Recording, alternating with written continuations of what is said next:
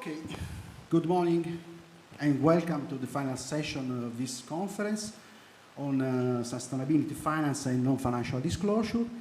There are scheduled 4 speeches and I invite all authors to explain their presentation in about 20-25 minutes. I think it would be more effective to discuss the presentation at the end of each paper. So if you are agree, I assign 5 to 10 minutes to Q&A. I invite all authors to respect the allotted times, and we can start with the first paper. I invited the authors to come up on the stage for their presentation. We start with the first paper entitled Feeling Better by Doing Better, Exploring the Persistence of Green Premium. Please.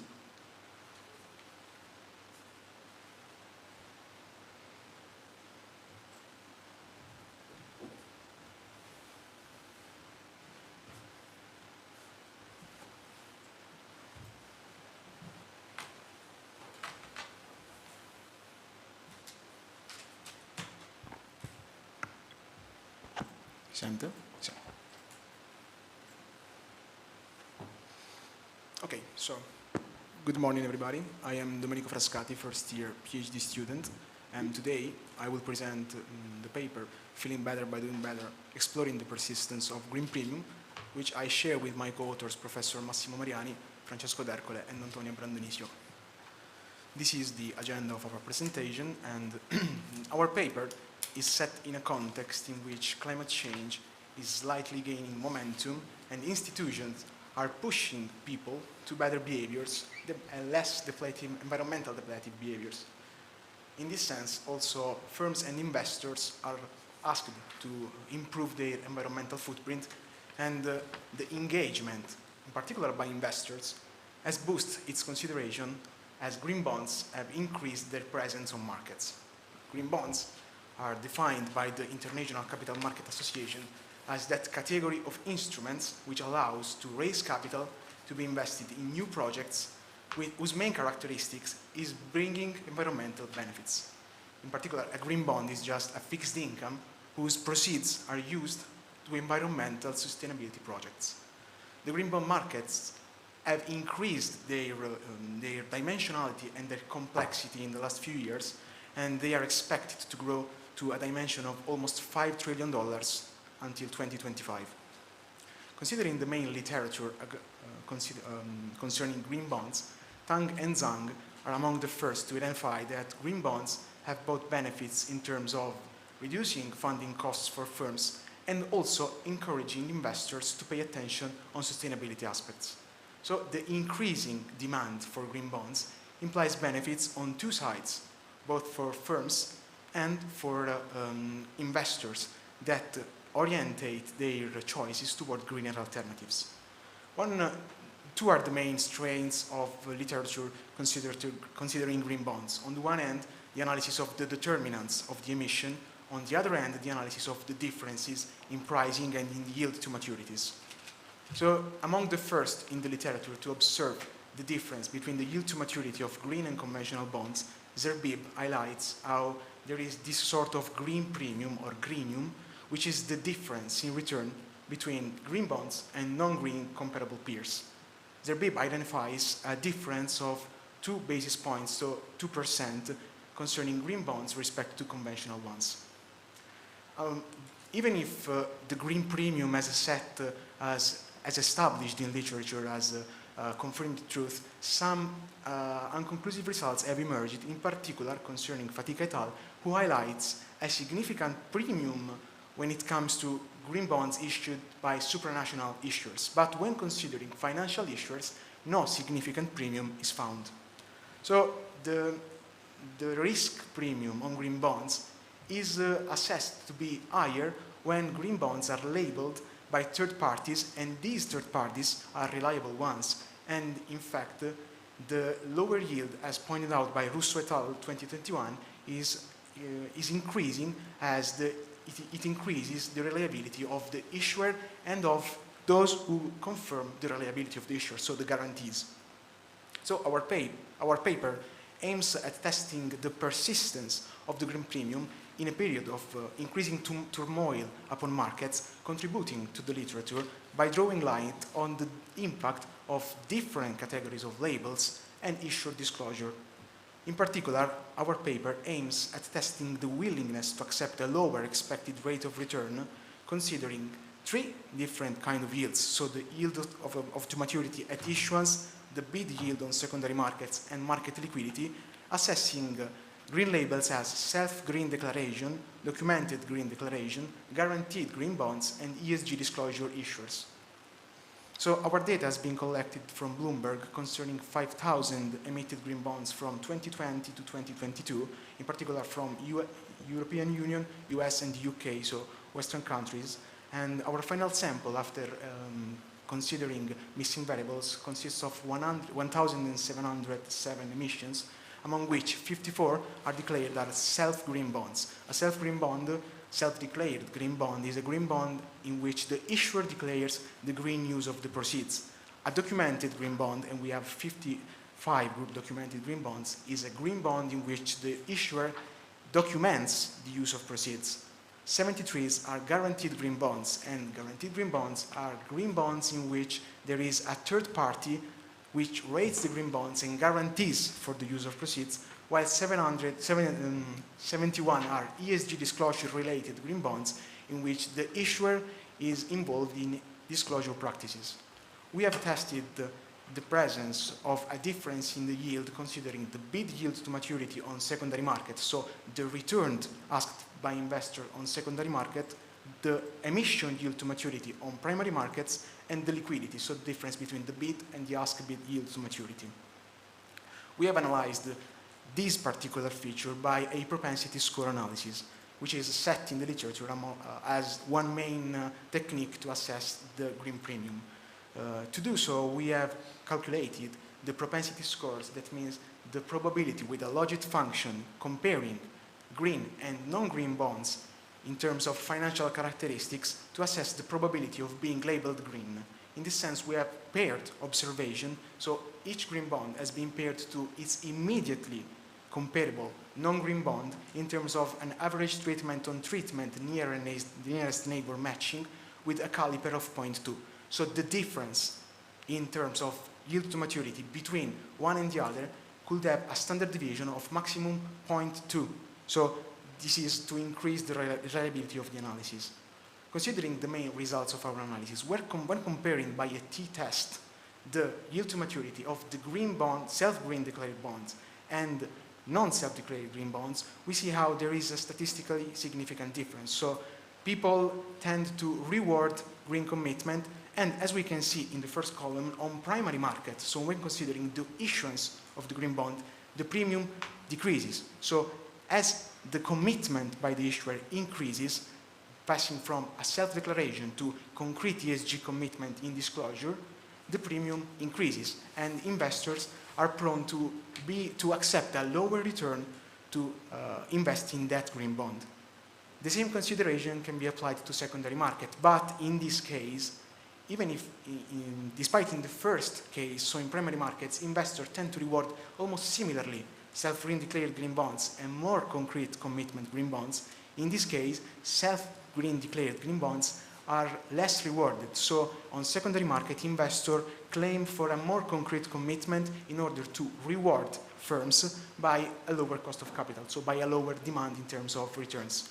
And the statistical difference shows how, in line with the literature, we have a significant difference in returns, and these returns decrease as the commitment increases. We assessed the effect also on liquidity, but no effect is found, so differences are not statistical, and the impact on liquidity seems to be non-existent. In fact, we have also 0.1 as liquidity average value, and this tells us how, despite an effect on non-financial variables, in terms of liquidity, so on the volume of the market liquidity, there's no impact of non-financial variables, and financial variables dominate. Concerning the main results, on primary market, we have assessed how issuers reward green bonds and have an appetite for green bonds, independently with respect to the certified label that is applied to these green bonds. But when it comes to secondary market, investors tend to invest more on green bonds which have a concrete engagement by the issuer and tend to trust less green bonds with just self-declared issuers.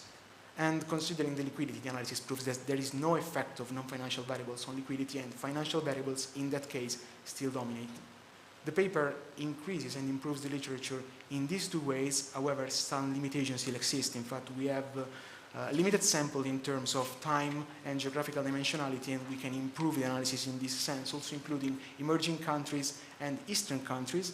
And future research might be oriented also at testing this relationship in terms of different labels in green bond emitted by financial institutions, supranational institutions, and corporate issuers. Thank you for your attention. Okay. Thank you very much for your interesting presentation about the green bonds and sustainable finance. I think that we can open the discussion. If, are there any questions about this paper? If you want, you can come on the stage by microphone to speak and pose the question to the authors. To begin, I would like to ask you some questions about this paper. I note that you based the analysis of a sample of 5,000 bonds issued globally. You have no differences, for example, about between European and USA bonds in terms of results and trends in all variables, first of all?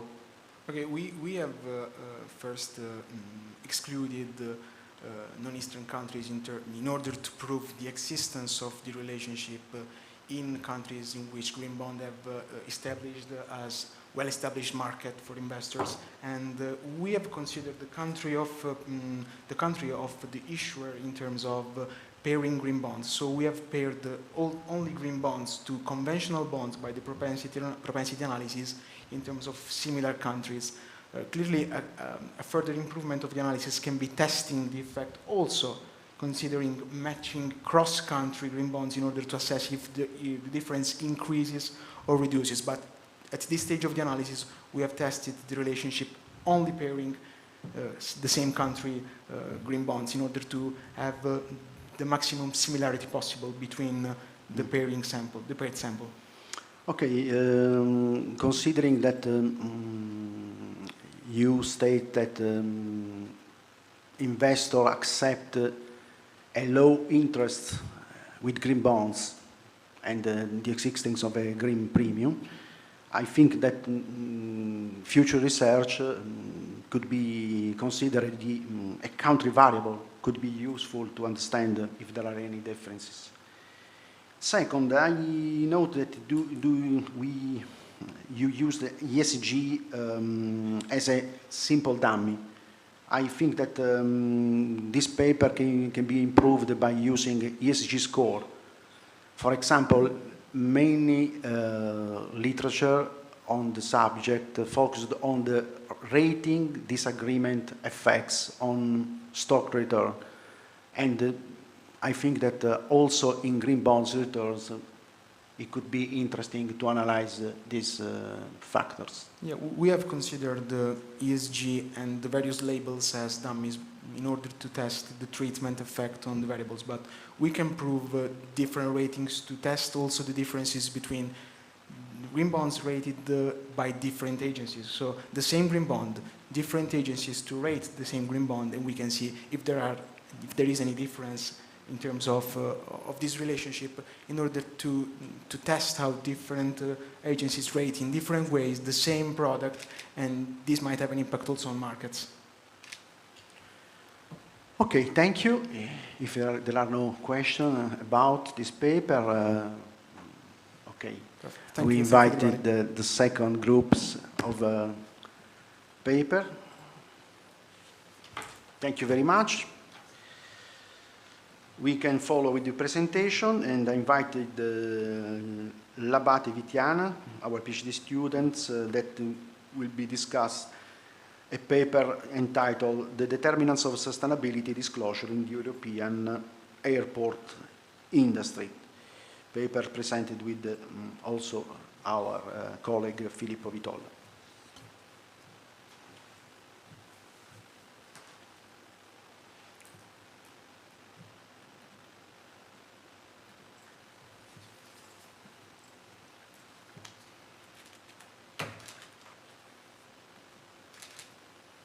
Good morning. My name is Vitiana L'Abate. I'm a PhD student at first year at University, and the paper that we will analyze is entitled The Determinant of Sustainability Disclosure in the European Airport Industry, written in collaboration with my professor and supervisor, Filippo VITOLLA. This is the agenda. We will start by presenting introduction, literary review, and hypothesis development. After that, we discuss the methodology and the results, and at the end, we draw the conclusion. Today, airport infrastructure represent a vital component of the transport network for society, and the place where airlines and customer converge. In the world, there are more than 40,000 airports with a billion passengers. Although airports are essential for the proper conduct of global economic activities and are the most significant contributors to the world gross domestic product. In order to obtain the competitive advantage, they are called to balance the profit and financial performance and social and environmental performance. For this reason, the airport industry, more than the other sector, is facing the effects of growing pressure toward sustainability. The external pressure have also led airport not only to balance financial performance and environmental and social performance, but also to inform the community about the social and environmental impact of their work. In this perspective, the dissemination of sustainability information led the airport to mitigate the pressure to which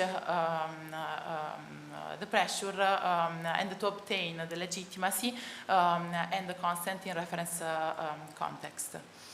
The importance of sustainability in the airport industry is also attracting the interest of academics. In fact, there are some studies that examined the sustainability performance of airports, and only a few studies that have examined sustainability disclosure. The absence of contribution in the literature regarding the studies in which the authors analyzed the determinants of sustainability disclosure led this study to fill this important gap by analyzing the drivers of sustainability disclosure of European airports. In particular, these studies through legitimacy theory examine the role played by some characteristics of airports, such as size, complexity, and age, in the sustainability disclosure practice of European airports. Regarding the literature review, in this table we can see that there are a few studies about sustainability disclosure. The results of these previous studies show that there is a high variability in the content of sustainability disclosure. In fact, the results show that is an uncommon practice among the international airports operator. The results show also that there is a low level of CSR information disclosed that focus on customer, economic viability and business continuity. Regarding the hypothesis development, we analyzed the impact of three different determinants related to size, complexity, and age of the airport. Regarding the sites, past studies have shown a positive relationship between size and information transparency. In fact, large organizations are more visible than the smaller ones, and they face a greater need for information to meet the different the needs of different group of stakeholders. And also the large organization manage more financial resource necessary to allocate this resource for dissemination of sustainability information. For this reason, we formulate two different hypotheses. The cargo quantum positively affects the sustainability disclosure level of European airports. And second, the number of passengers positively affects the sustainability disclosure level on European airports. Regarding the second variables of these studies, past studies have also shown a positive relationship between complexity and information transparency.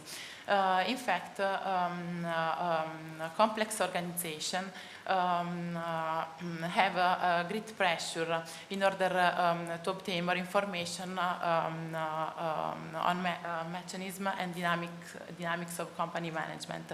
In addition, they have a great number, the complex organization have a great number of potential disclosable information and have a great amount of financial resources to allocate data collecting, processing, and dissemination. For this reason, we formulate the following hypotheses.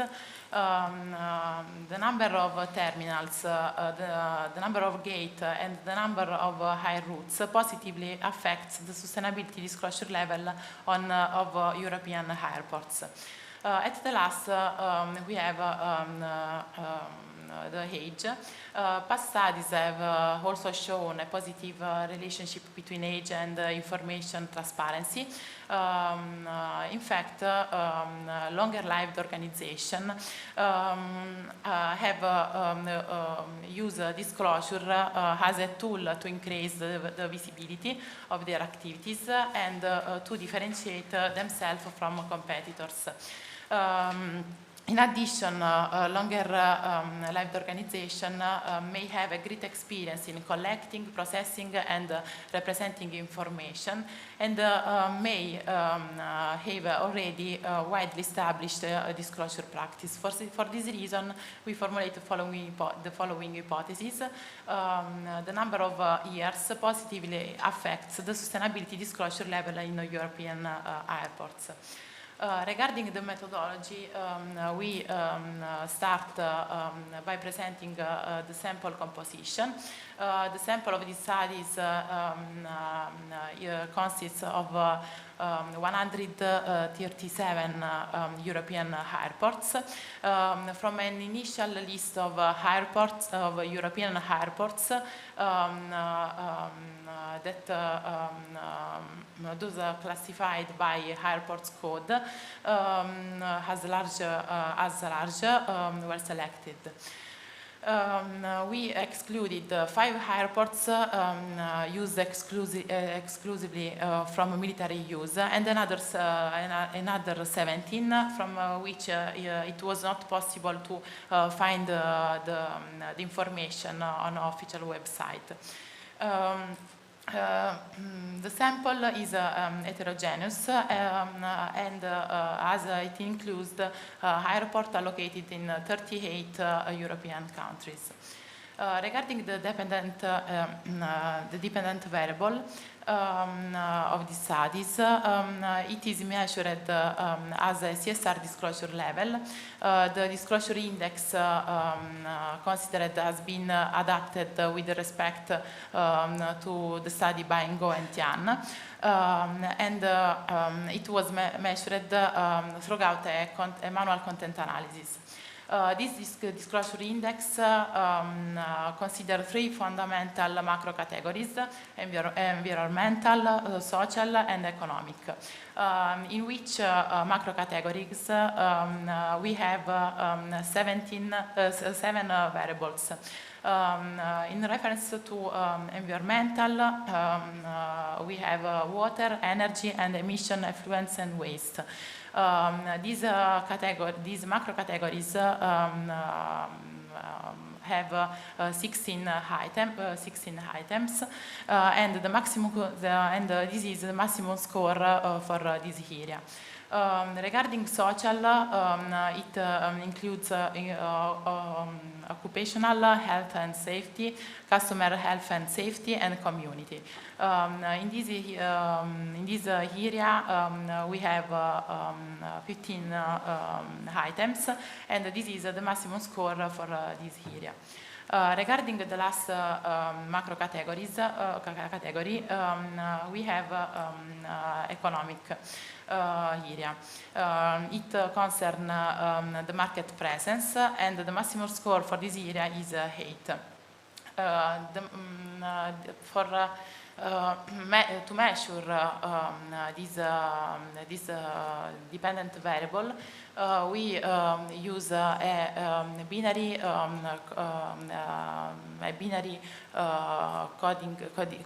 codifying process in which we give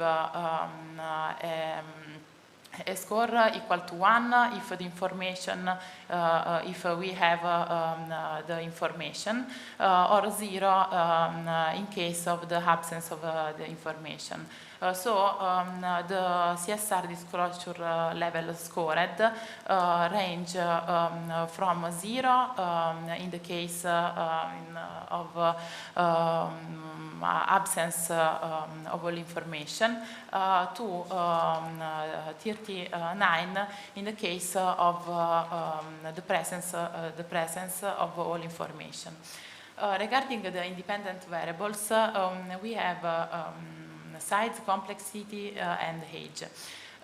Cargo is measured as the natural logarithm of amount of goods and mails in the survey here. Passengers is measured as the natural logarithm of the airport's annual passenger number in 2020. And regarding the complexity, we have three different operationalization. Terminal is a numerical variable that represents the number of terminals that make up the airport. Gate is a numerical variable that represents the number of gates present in the airport. And high routes is measured as the number of direct flights.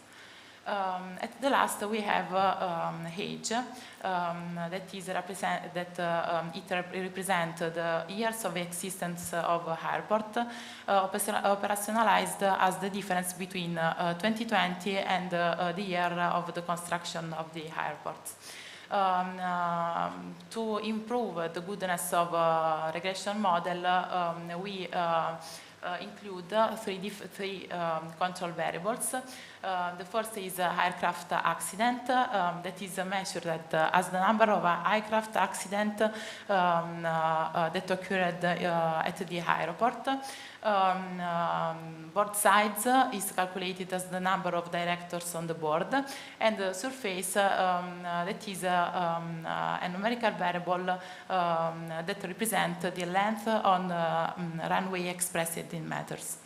The model that we use in this analysis is a regression model. Regarding as regards the results, in the table we can see that we have good results because 5 on 6 hypotheses were verified. In fact, airports, regarding the first hypothesis, airports where more freight than mail go through tend to disclose a great amount of information regarding sustainability. Regarding the hypothesis 2, the airports with higher passenger traffic are more likely to dissemination information related to sustainability issues. Hypothesis 3, regarding the hypothesis 3, as airport with a great number of terminals are more transparent and attentive to sustainability issues. Regarding hypothesis 4, airports with a high number of gates are more likely to disseminate a greater number of sustainability information. Instead, regarding the complexity, we have only two variables that is verified. Instead, the hypothesis 5 is not verified. In fact, there is no significant effect of the number of air routes on the level of sustainability information disseminated by European airports. Regarding age, the hypothesis 6 is verified, and in fact, long-lived airports have a great tendency to disclose information related to sustainability issues. Regarding the conclusion, these studies aim to analyze the determinants of sustainability disclosure in the airport industry. The results show a positive impact of the number of passenger, cargo quantum, number of gates, number of terminal, and number of years on the level of sustainability disclosure. The results show that there is a no significant impact of the number of air routes. The results of this study contribute to enriching the academic literature in several ways. First, they extend the knowledge regarding the level of sustainability disclosure in the airport industry. Secondly, it provides first empirical studies that analyze the determinant of the level of sustainability disclosure in the airport industry. Thirdly, this study extend the analysis of sustainability disclosure in airport website. In fact, in the literature review, we see that the previous studies focuses only on sustainability report. And finally, these studies extend the field of application of a legitimacy theory, still little used to investigate sustainability disclosure in airport industry. The result of these studies have an important managerial implication for international airports. They should increase the level of transparency in relation to sustainable activities in order to obtain the legitimacy in the reference context. The results also have an important implication for policymakers and regulators. In fact, there is necessary a specific regulation to encourage airports to provide more information about the sustainability activities and to give to the stakeholder the full knowledge of environmental and social impacts of this organization. Is also necessary specific guidelines for sustainability disclosure in the airport industry in order to ensure a complete standardization of the content. That could allow stakeholders to easily make comparison between airports located in different areas. Regarding the limitation, we can see that the first limitation is related to the sample selection, which include only the largest European airports. The second limitation is connected to the use of a binary procedure for assessing the sustainability disclosure of the European airports that not allow to evaluate the depth and the quality of the data and information provided. Future research could firstly to extend the size of the sample by including even smallest European airports or by including airports located in different countries or regions. Secondly, future research will be able to develop different methodologies for assessing the sustainability disclosure of airports based on larger scale, capable of capturing, for example, the presence of qualitative, non-monetary and monetary information. Finally, future studies will be able to examine the difference of sustainability disclosure in the other areas of transport, such as sea transport or road transport. Thank you for attention. Okay, thank you very much for this presentation. I think that is a good paper that highlights some empirical implication and suggestion for policymakers, managers, and also regulators. I ask if there are any questions about this paper. I start with a question. I note that you approach to CSR disclosure index by considering also the presence or not or the identified items. Why why there is a missing of governance items? You consider environmental, social, and economic also. Yes. There is a specific reasons, or you based the analysis on previous work? Yes, we base it on the previous literature, and we decided to adapt this disclosure index for our analysis because the past studies or Ngo et Tian is analyzed only for Chinese airports. So we decided to adapt this disclosure index in a big context and a simple context. Okay, thank you. And I think it would be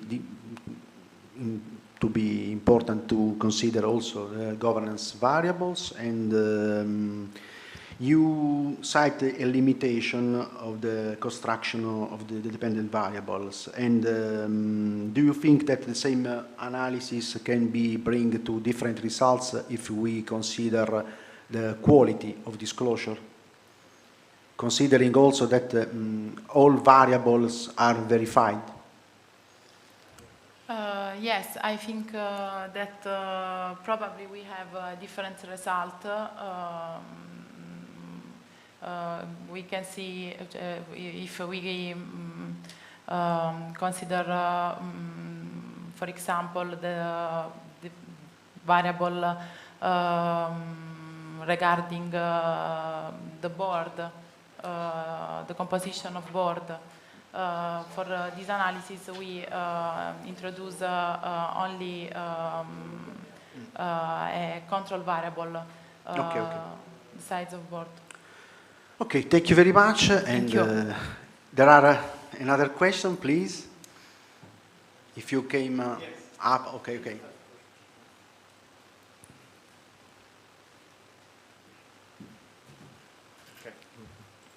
Thank you very much. Of course, this is the topic. I think it's a very relevant topic. Just two questions, which comes from your research, and to what extent you are going to incorporate them. The first one touches a little bit what you mentioned. One thing is to disclosure information. The other thing is the reliability of that information. We know that there have been bad practices by many big corporations in terms of fabricating data, disclosing false information. This is very well known in the financial sector for many years. And of course, in this sector, probably you'll be faced with the same kind of... So one thing I understand is to what extent they disclose information, but what we are really concerned is about the quality, the reliability of that information. Are they underplaying the impact on the environment? Are they hiding from the public and from authorities the real impact? And the second point relates to something which I think cannot be somehow left outside your concern, is all this activity is regulated. There is public regulation. So besides disclosing information, are the norms being met, respected? To what extent the disclosure of information shows a picture of, well, abiding by the norms, by the quality standards that have been set, or to what extent you can find important deviations from that. So, of course, I know that you have a specific topic, but this topic somehow leads to these questions, to ask these, because these are the substantive issues that we are, because otherwise we cannot act on improving sustainability. This might be a kind of, well, an exercise for these corporations, an exercise of creating an illusion, providing information, but this can be really, instead of improving sustainability, can be really a way of meddling the process and, well, challenging what are the standards set. Yes. Sorry, just to bring you some more complexity to your research, which I think is very, very relevant. Thank you. I think that probably in future development of this research, we can analyze the quality of the disclosure of sustainability disclosure in the airport sector, because the theme of sustainability is is very important in this type of industry. I think that there is a regulation regarding, for example, the emission of anhydride carbonic, and in this way, if only airports decide to disclose this information, all stakeholders can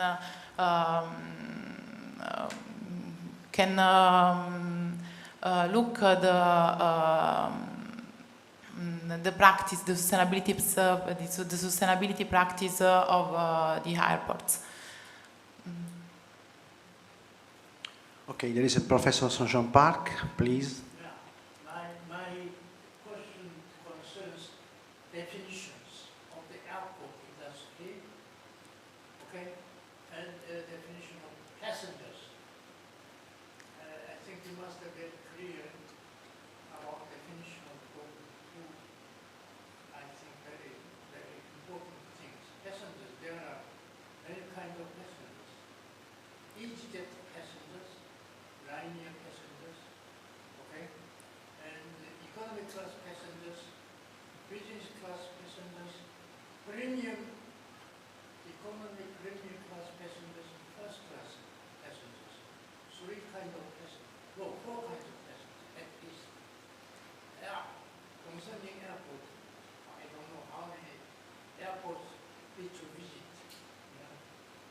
I come from New York. In New York, there are at least three. London as well.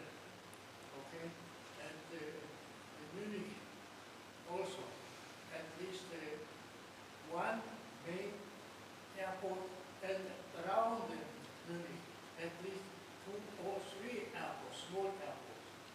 And in Berlin we have only one.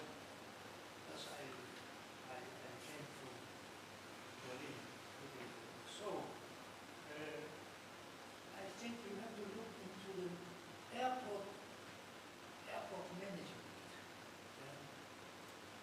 When you are student of very famous Professor VITOLLA, so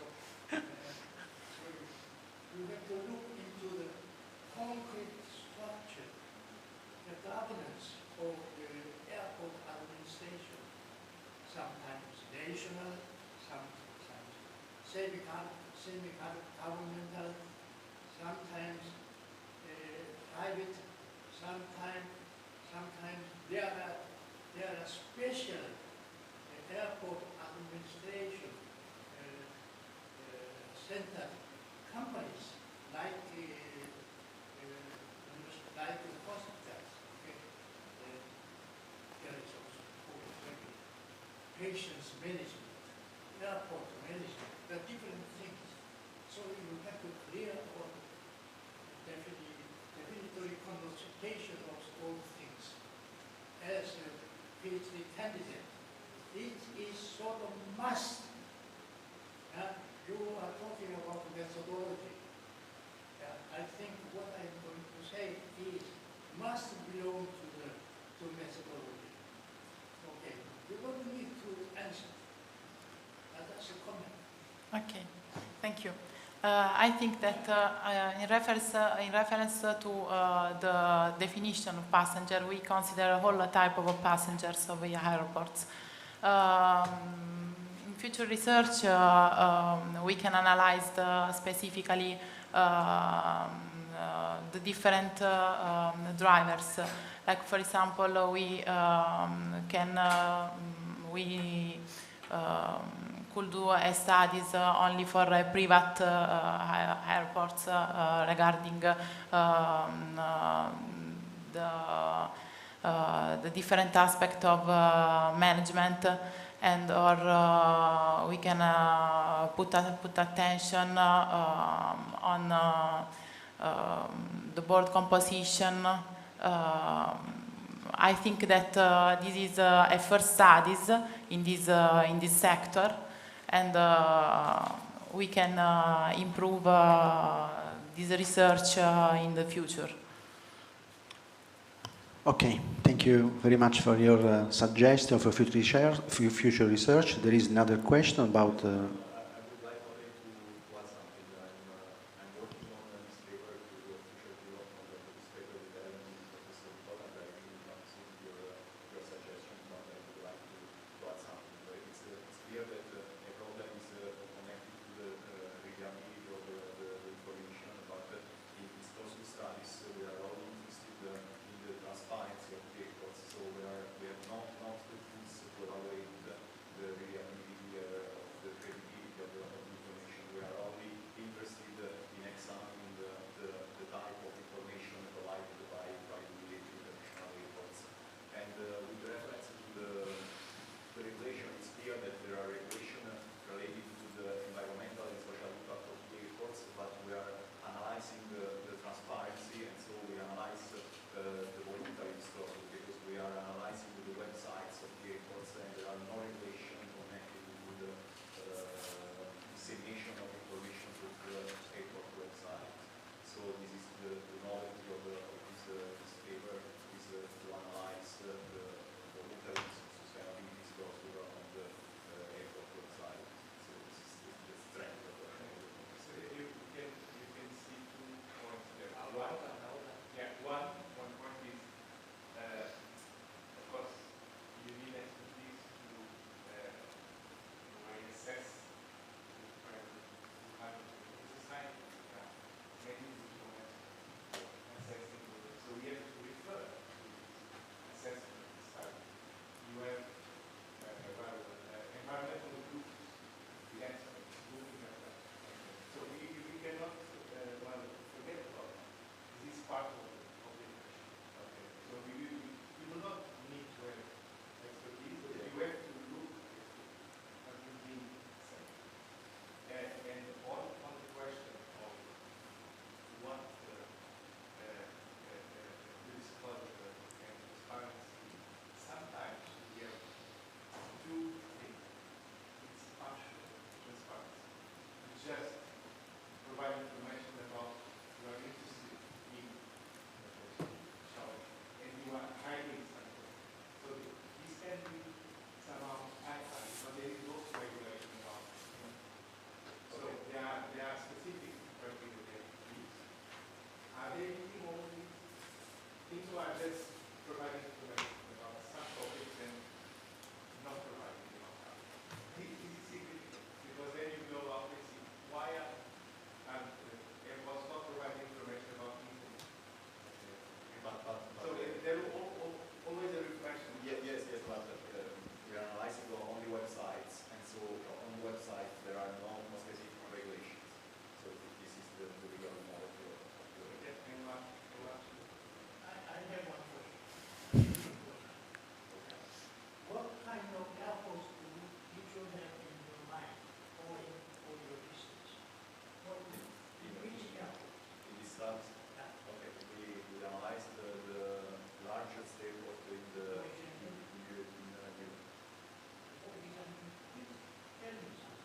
the airport of Rome, the airport of Milan, the airport of Bari.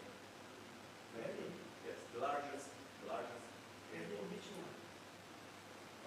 I don't remember the name of the airport.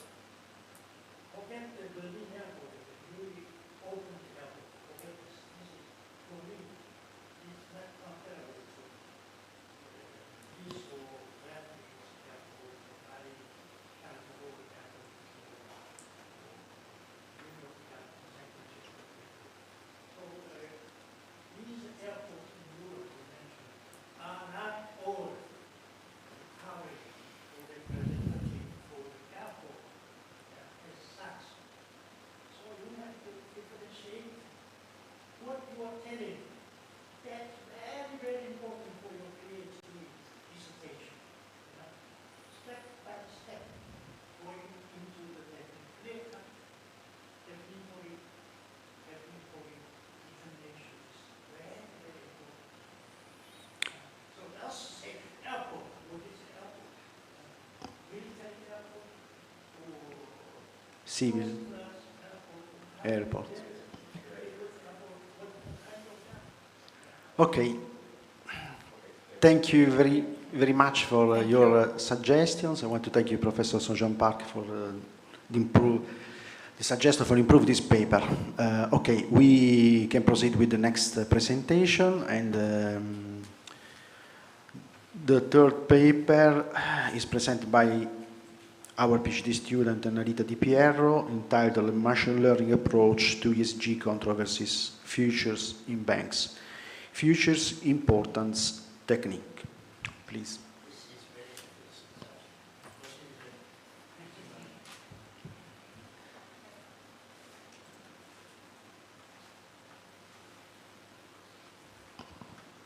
Okay. Good morning, everyone. Our research, carried out by me and my professor and supervisor Pierluigi TOMA, is entitled A Machine Learning Approach to ESG Controversies, Features in Banks. Features important techniques. So I will follow this agenda, starting with a brief introduction, and then we will move on the literature review, the methods and materials used to pursue our objective, and the results, and we will draw the main conclusions and implications.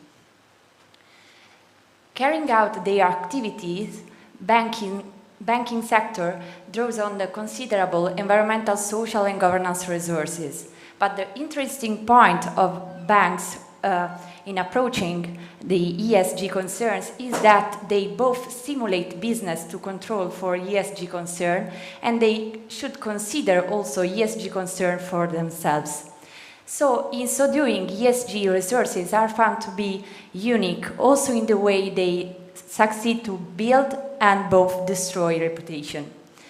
However, scandals from the recent years are calling into questions ESG dynamics, mainly related to unsustainable working conditions, which have been complained by employees in Goldman Sachs in 2013, Bank of America in the same year, and again Goldman Sachs 7 years later.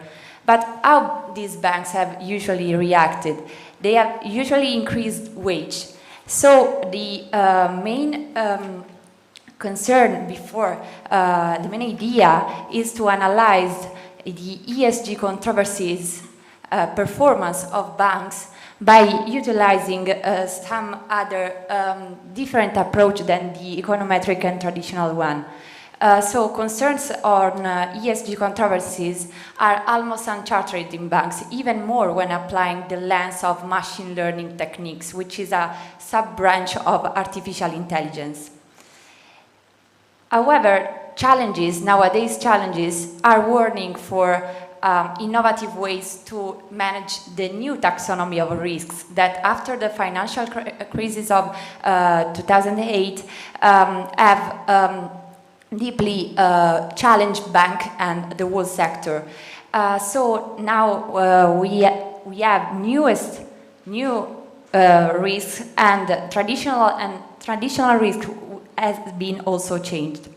So authorities' toolkit is widening to let artificial intelligence and machine learning join and assess risks. So what then of the potential use of artificial intelligence in reputation risk management? Does our research question the relevance of multifaceted banks' features in predicting the ESG controversies performance by means of some machine learning algorithms that fall under the category of supervised machine learning under a feature selection task? So basically, we want to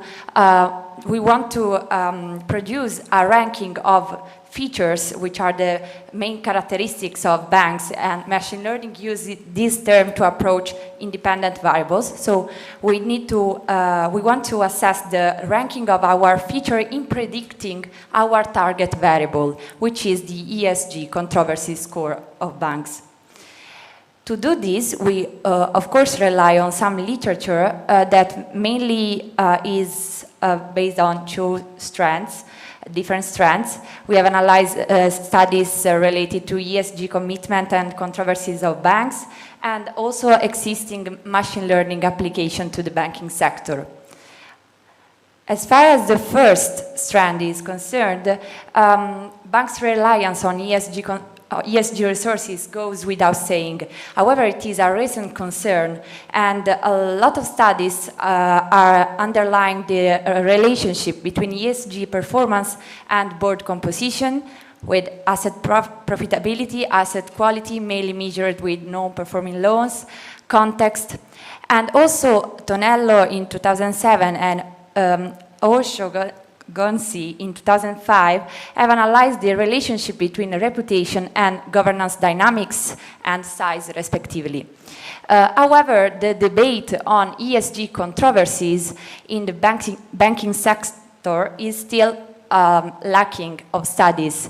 There are some academic contribution in the business sector, whereas the banking sector shows only the bank's drawbacks of ESG controversies on financial performance, on reputation and goodwill, and have also underlined the moderating role in both gender diversity and ESG performance linkage from a valuable paper of Shakil in 2021.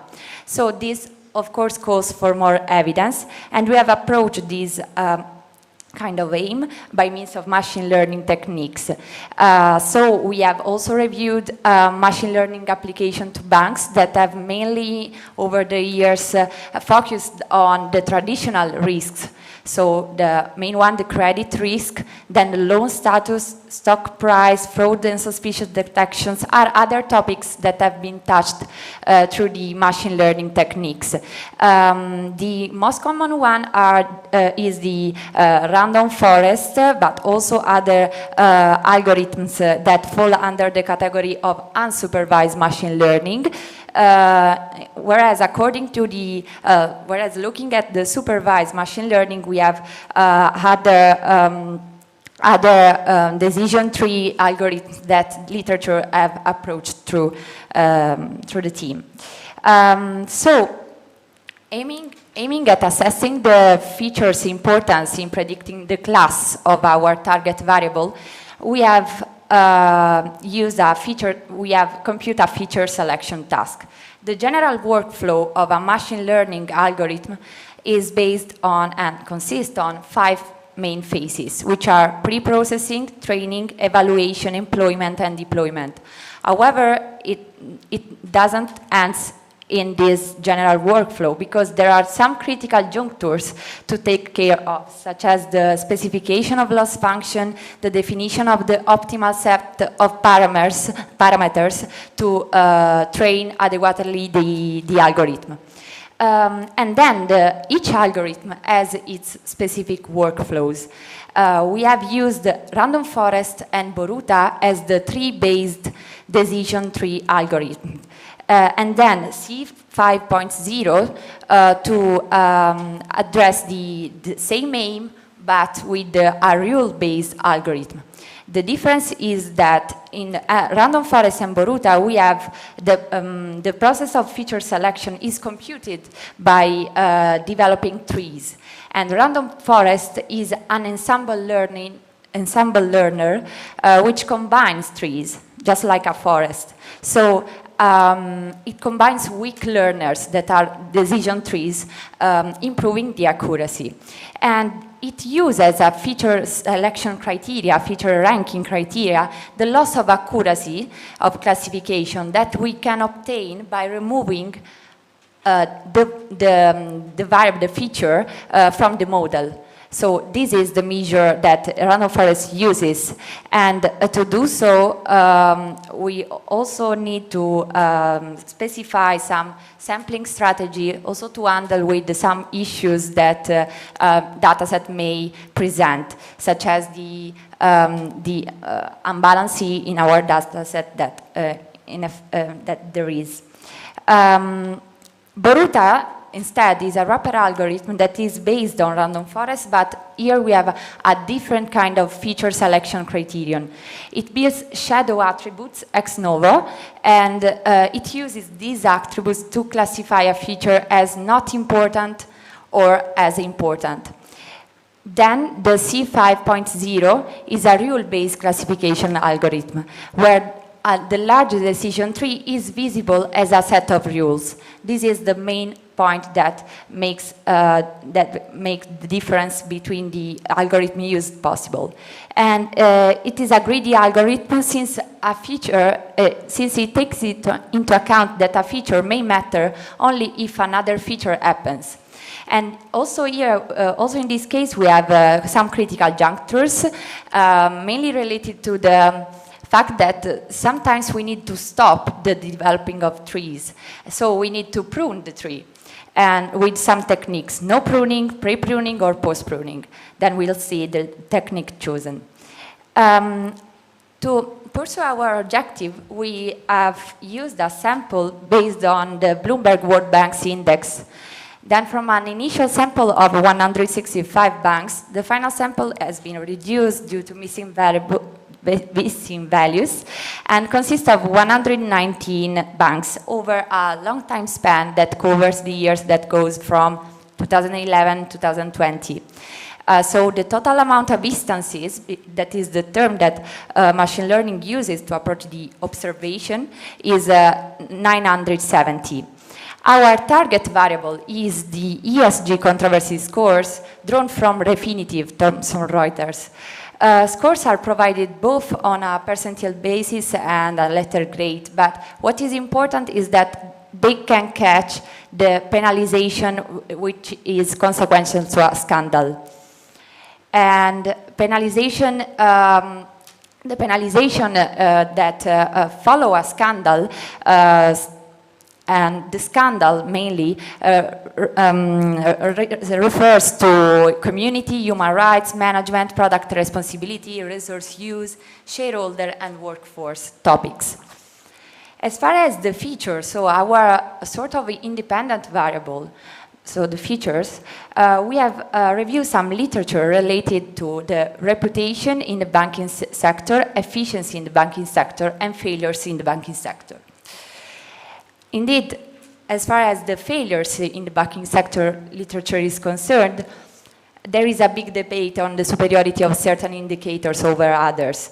And literature mainly agree on the use of CAMELs, capital, asset quality, management, earnings, liquidity, sensitivity to market risk indicators. But there is no consideration relating the ESG controversies prediction. Of course, because it seems to be a new topic for the banking sector. So after analyzing these academic contribution, we have chosen to use an extended set of variables, which are mainly related to 6 groups: capital and assets in their quality and profitability, management, earnings, liquidity, market operation, and others. So this is the list of our features and, of course, the target variable. Our features are drawn by Bloomberg and Bank Focus. And as far as the results are concerned, we cannot avoid to stress some point on pre-processing, the first phase of machine learning algorithm in general. Because to avoid distortion, to avoid bias, we need to, first of all, normalize values of feature.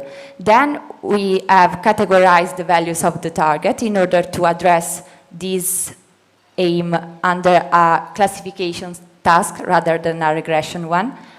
And then we have computed, of course, the univariate analysis through the descriptive statistics, where there have emerged some points to stress, such as the woman on board third quartile, which stops at 0.563, which corresponds, of course, because we have normalized, so the range is from 0 to 1, corresponds to the 31% of women on board of directors. So basically 75% of the banks are below this threshold.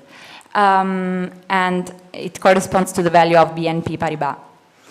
The bivariate analysis here in the left part of the slide shows that there is we cannot make we cannot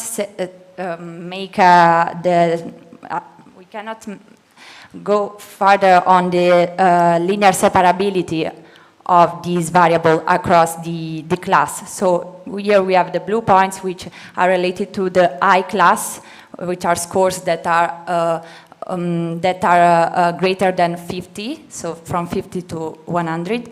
And then the orange points are related to the low class, so low performance in terms of ESG scandals, so more scandals. So here it emerged the non-separability. However, it is not a problem, an issue of this algorithm, since it can handle with this kind of stuff, but also with correlation issues that here we have provided through the correlation matrix in the right part. Now, looking at the results of machine learning algorithms, here we have the random forest main insights. And of course, we have chosen some hyperparameters in order to let the algorithm train as well as it can. So we have let random forest drawing 500 different trees, and we have tried six feature each split according to literature. The sampling strategy used before using the split sample in order to test and train. So we, in the general workflow, in this specific workflow, we have used also the random oversampling example, the Rose technique, which can, which let random forest handle with imbalanced dataset. So here on the right part, we have the performance metrics and confusion matrices, which mainly provide results in terms of accuracy, sensitivity, specificity, and on the confusion matrices, we have in the 4 quadrants the true positive, false negative, and true negative.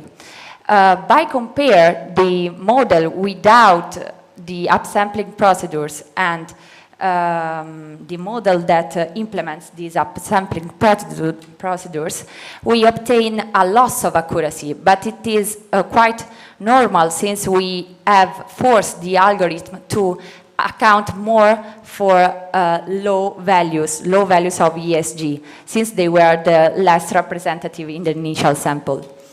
So we obtain less true positive, less false positive, but more false negative and more true negative, since now it can handle better the negative part, so the low part of the target values.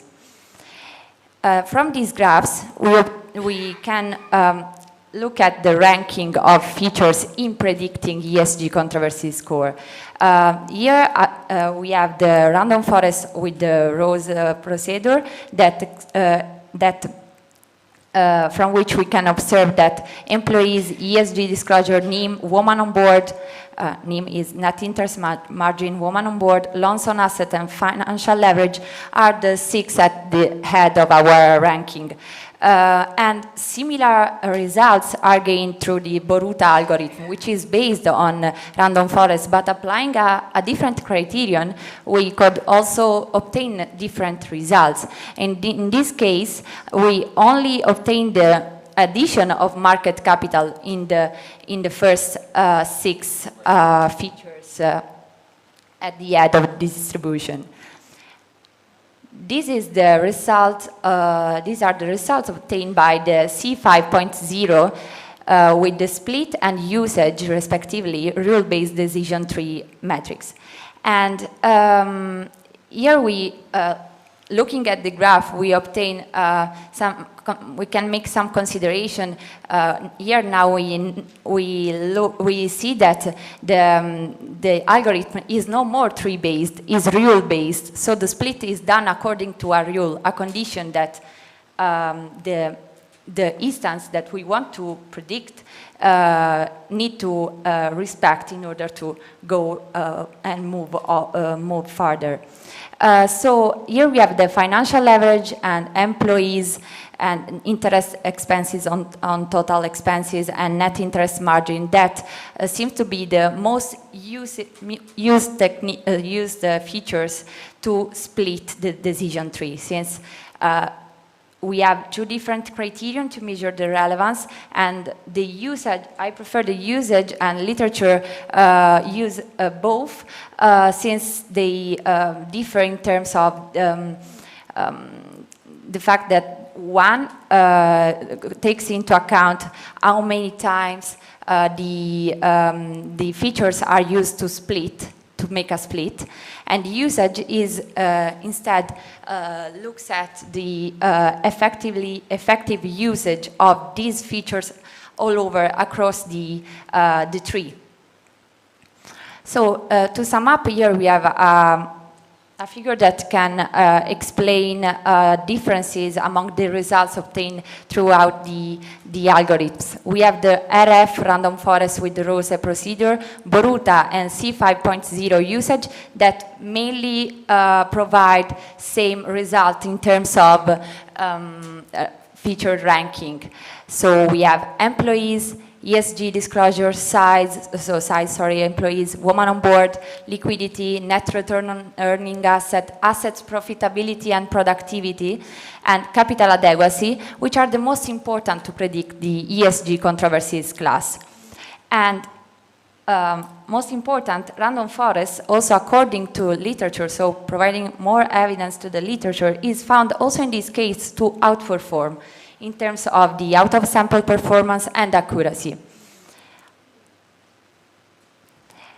So, approaching for the first time in controversies in banks through these machine learning techniques, we have some implication for banks manager, banks potential and actual investor, and supervised authorities. We mainly think that more attention is needed on relevant features. So we do not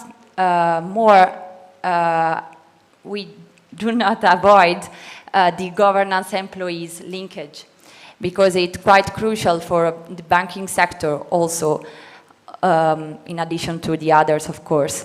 And potential and actual investors are suggested to look at the features ranking when approaching to banks in order to maybe prefer and having a knowledge boost about this nature. And then the supervised authorities, since the new toolkit of supervised authorities consists of machine learning techniques, and they aim to proactively supervise in risk management. However, there is a lack of study and application in this sector, and as far as the reputational risk management is concerned. But now, given the huge pervasiveness of media that amplify the voice and noise of scandals, we should not avoid these themes. Of course, these studies have some limitations, are due to missing values, missing macroeconomic variables, and this kind of limitation may decrease the generalizability of results, of course.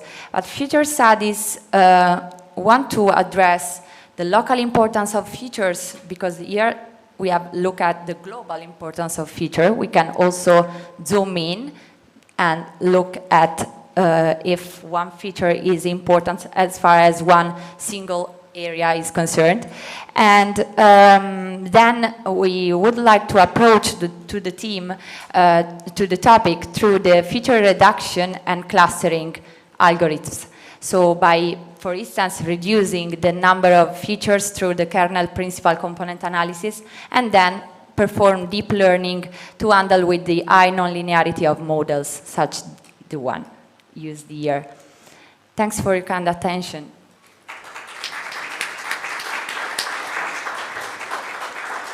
Thank you for your presentation. I think that is a good work, and you used an innovative approach based on machine learning. I ask if there are any questions about this paper. No question. I ask you a question. How your approach, the approach used through the algorithm machine learning approach, can help to improve the prediction of these aspects, respects to other economic models that can be used of this analysis? Machine learning with all the class which is composed for, so supervised and unsupervised, are often used in a combined term. In other words, we always compute some algorithms together in order to find the best one, the most accurate one. So it is useful using machine learning since it can handle problems that with big data are not so easy to handle for, since they can, since through machine learning we can learn, we can make machine learning from our data and then predict. Of course, literature have focused the attention on logistic regression, linear regression, XGBoost. There are a lot of other algorithms, but I think that, and it is all, what I can see from the literature, is that they all provide a combination of algorithms in order to find the most favorable one to predict.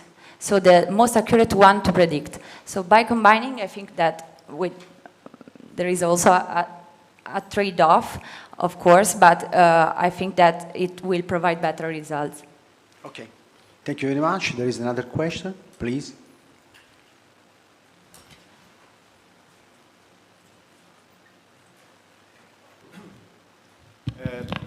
You mentioned a set of big data that covers 20 years time, from the beginning of the 2000 until 2020, I think. That was 2011, 2020.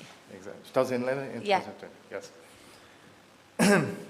Because the question here is, of course, the impact of the financial crisis, 2007-2008 financial crisis, where banks were at the lowest of their reputation, and there is a process of reacting to that.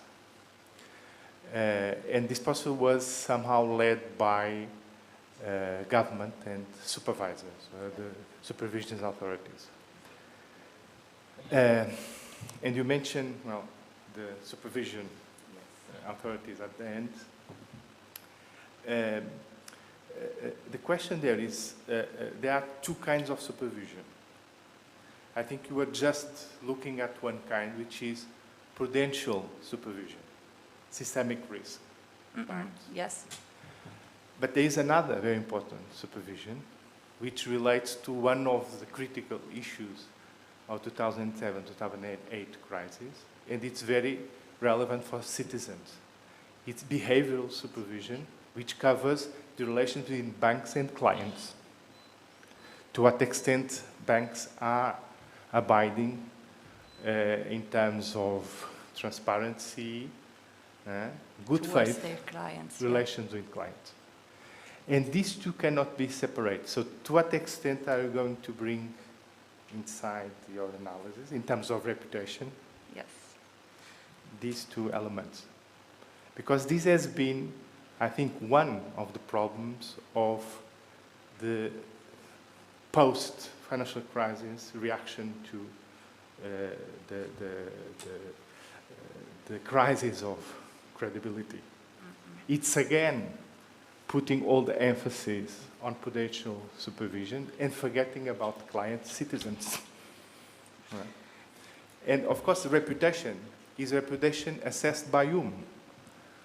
By financial markets, big players, or reputation in the eyes of clients, common citizen? Which is more important to the system? So this is a set of questions Yes. that, well, I think they are important because the roots of the cause, I think the reaction has been somehow, again, biased. And of course, we have another very critical problem, which you can see with the ECB regulation and what the European Union is doing now, which is the development of course, shadow banking in large scale. in Europe and all over the world. And this is also a problem of reputation. Banks are now operating in terms of diverting resources to shadow banking channels in order not to be subject to supervision. This is somehow outside the picture. Yeah. Because who is assessing this? In Europe, the estimate is shadow banking could be about 40% of the financial market. So, just a few questions to somehow entice your reflection on. Yeah, of course. Thank you for your interesting point. Of course, the financial crisis has boosted the focus and the attention on these kind of issues. The relationship between the bank and the outside of the bank environment has been changed over the years, also due to the pervasiveness of media. So that affects more, I think, and also literature has made this point, affect more large banks. Large banks, which are the main cited here due to the scandals of 2013 and 2021, so last year, are those that can, that unfortunately are, what can I say, are touched more from scandals, of course. However, I also think that the bank and the client's linkage is another kind of needs another kind of supervision. Here we have taken into account the scandals related to the ESG that mainly in the banking sector are connected to the social part. This score takes into account all the controversies topic, of course. So we have not focused only on one. But over the years, we have analyzing literature and looking at the media, basically, we have also noticed that there is a huge focus of us as just viewers of screens of problematics related to employee protection, the unsustainable working condition. Then the client part, I think the client bank part of supervision, I think that we could work on, definitely. We need, yes, we will definitely analyze this shadow banking system that you are suggested to look at, since the authorities now are just have been called into action from that financial crisis. They have been called as the main responsible entity for that crisis. So I think that we will take into account this topic, and thank you a lot for your interesting point.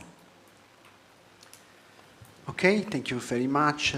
We can follow the last presentation, and I invited our PhD student ASSAL to present the paper entitled Gender Gap and Equity Crowdfunding Platforms.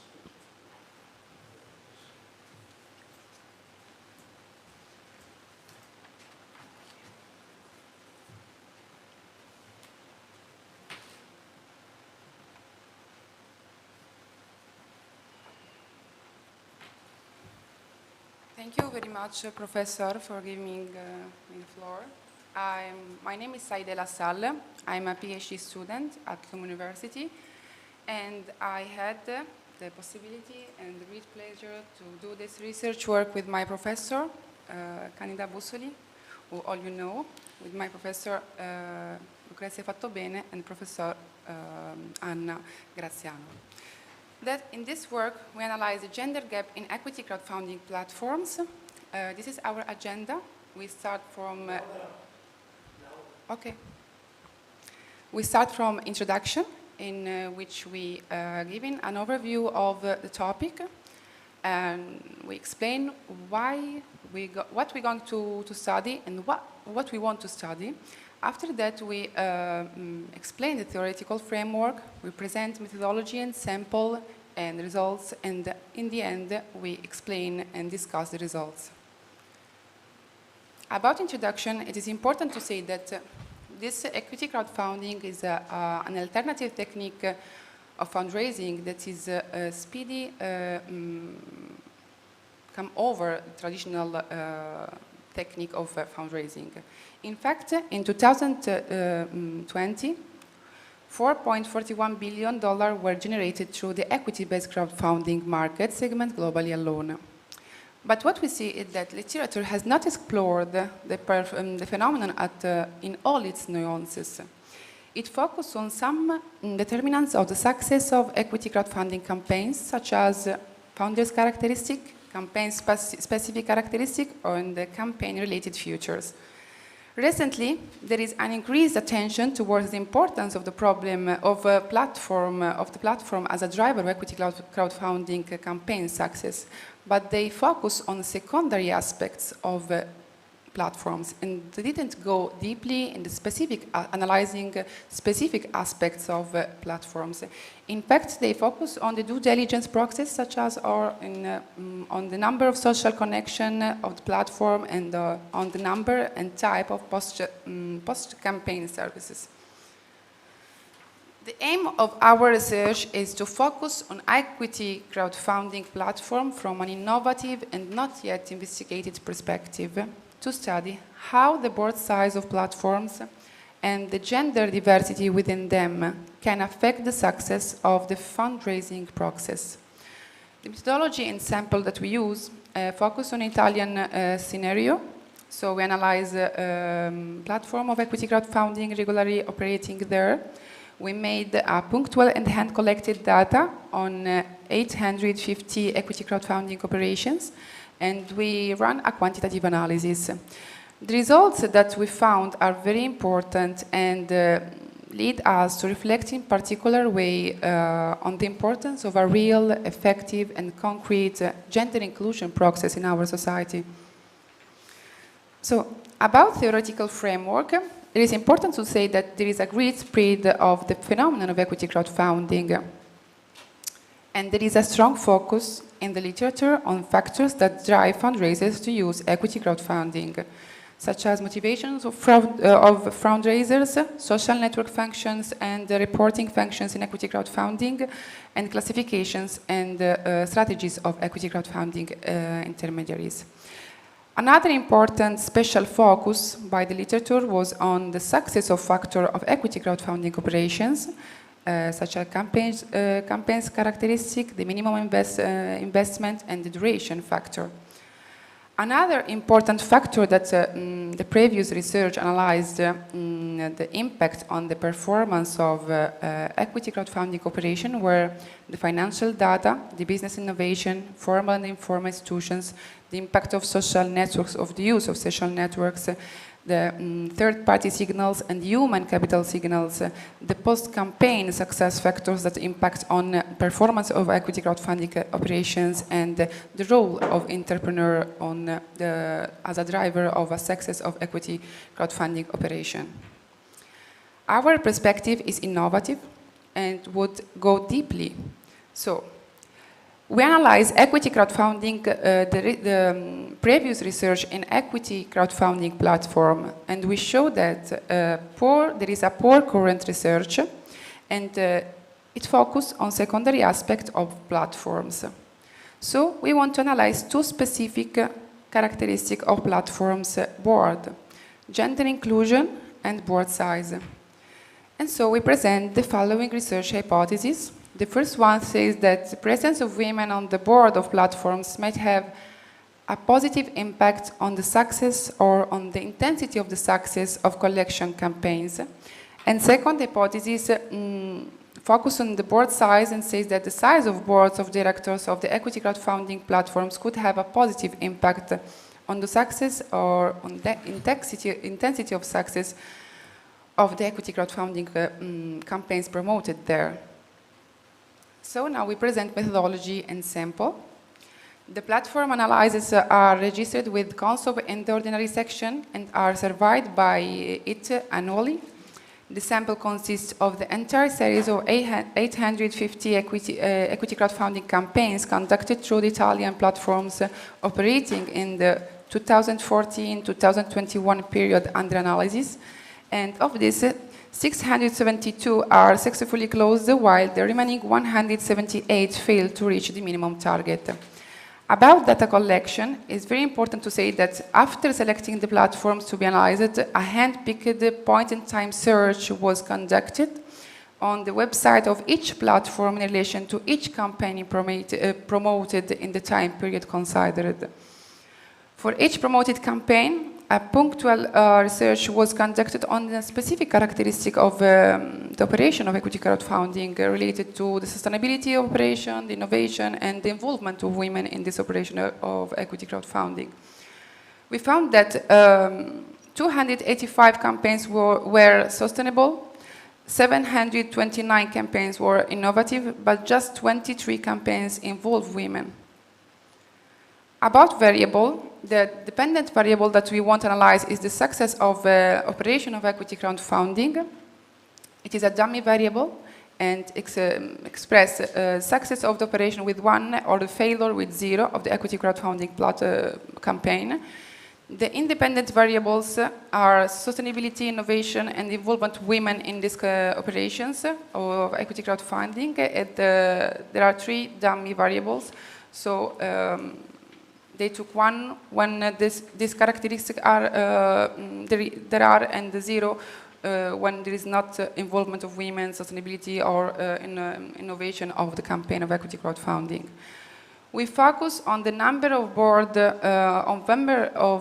of equity crowdfunding platforms, and so this variable indicates the number of elements present in each board. And while female plot indicate the presence or not of women in equity crowdfunding platform board. Also, this variable is a dummy variable indicating the presence with 1 or the absence of women with 0. We analyze also other independent variable like duration, which indicate the duration of operations expressed in days, and a control variables in financial variables are introduced in the model, and they are ROA and logarithm of the total assets. About model specification, we have to say that to study the determinant of success of crowdfunding operation, we ran a logit model, and this is the model that we used. The variables, we can see the results of the analysis. So we focus on 2 independent variables, number of board and the presence of women in equity crowdfunding platform. We can see that there is a positive impact of the number of members of board on equity crowdfunding success of the operations, while the presence of the women in equity crowdfunding platform impact negatively the success of equity crowdfunding operation. And we didn't expect these results. These results are significant, so also the analysis of marginal effects explain that are the significance.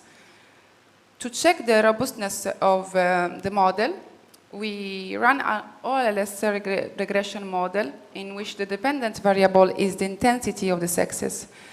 This is a measure of the degree of success and represent the ratio of the amount collected to the target amount. The model is supported by the results of collinearity and heteroscedasticity test. Through the VIF analysis, the presence of multicollinearity problems is excluded, and the WISE test revealed the presence of heteroscedasticity, so an analysis with robust standard errors was performed. We can so also hear that the presence of women in equity crowdfunding platform affect negatively the intensity of success of equity crowdfunding operations. Also, the significance of this value is very important. About results, we have to say that the first research hypothesis is rejected. We know that previous literature has shown that the presence of the inclusion of women in board of firms has a positive impact on corporate performance. As it promotes better governance at the expense of traditional agency problems. It has also been shown that heterogeneity in board composition, in order for it to be effective and real, it is necessary that it is not limited to a function of mere symbolic representation, but that actual board heterogeneity is realized. So, we can explain the results, negative result that we found, as is the manifestation of a just symbolic and not real gender inclusion in the platform of equity crowdfunding platforms. The second research hypothesis, which asks about the board size, is accepted. So the higher the number of board members of platform, the more likely it is that the crowdfunding operation will be successful. This is due to the fact that increasing the number of members of board allows for a diversification of competence and improves the promoted projects. This is perfect agreement with previous literature that has analyzed the impact of this variable on corporate performance. The results regarding gender-related equity crowdfunding platforms board are novel in that we shed light on the link between the performance of equity of the performance rate of equity crowdfunding campaign, and they communicate to us an important message. The women participation in the management of equity crowdfunding platform negatively affects the possibility that the campaign will be founded. So why we have these results? In Italian markets, investors are perhaps based in their view of the competence of women managers, and recently showing a lack of trust in their work, which reflect the social prejudice that exists despite several political interventions on the topic. In conclusion, we have to say that this work have a lot of implication on 3 levels. From theoretical point of view, this study contributes to the literature on the non-negligible role of the board size on corporate performance, and also on the literature explaining the role of gender in the board composition, specifically with regards to the equity crowdfunding platforms, completing both the study about the topic on women presence in companies' board and the literature on equity crowdfunding platforms. From an entrepreneurial and managerial point of view, this study provides a novel information in order to overcome the general funding difference between equity crowdfunding campaigns launched by male and female-led platforms. And from regulatory and policymakers' point of view, this work creates space, a possibility to educate investors who suffer from mistrust of women in managerial position of equity crowdfunding platforms.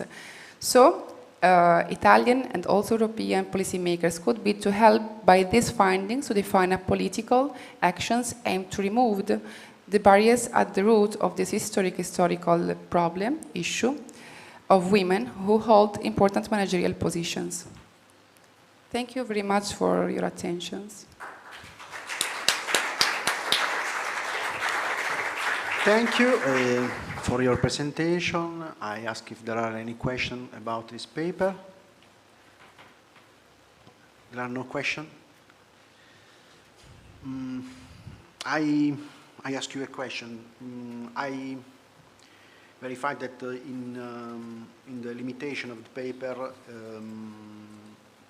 you not consider, for example, the role of the board composition. I think that it could be interesting to analyze the impact of the board composition on equity crowdfunding platform success, I think.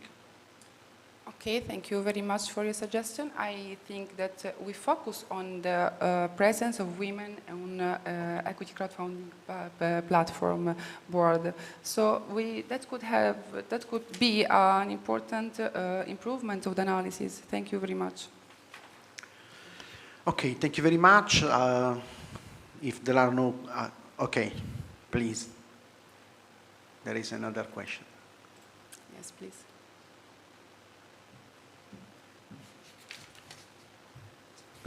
Well, my question is very simple. The relationship between the presence of women in the board and the performance, obviously, in your research is hypothesized and tested through quantifiable method. What is the value of women in the board for unquantifiable values? Do you take those rather invisible, unquantifiable, intangible value of women in the board? And I don't know whether I understood your research correctly or not. You showed that there's a correlation. Is there any part that explains the causality there? I don't understand the last question, please. Last question, yes. The presence of women in the board shows a lower degree of performance or results. Well, there's a strong correlation statistically. But in reality, in the process, something else could be operating in the process. So what appears to be on the surface may not necessarily reflect what is going on in reality. Do you understand? In other words, correlation does not necessarily mean causality. Okay.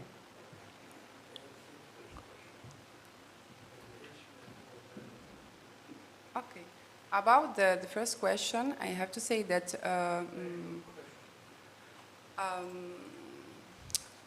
the presence of women in board of firms of equity crowdfunding platforms is quantifiable but, as a dummy in our analysis, but it's also we could make better analysis to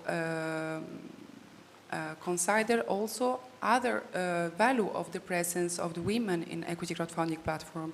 And I think that is a very important suggestion. So I thank you for that. About the second question, I didn't understand very well how I didn't understand very well the question. So what he asking about? You can have a relationship between two. Okay.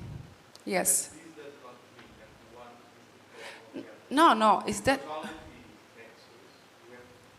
Yes. Yes, okay, but okay. We didn't analyze the correlation between these two variables, so we could improve the analysis through the implementation of this analysis, yes, because this is not the final paper, it's the start of the analysis, because we consider a very innovative perspective of the analysis of equity crowdfunding platforms, who never did that before. So we start analyzing this, the first step, and we could necessarily improve the analysis after, I'm sure. Thank you very much. Okay, thank you very much. If there are no questions, I declare closed this. There are a...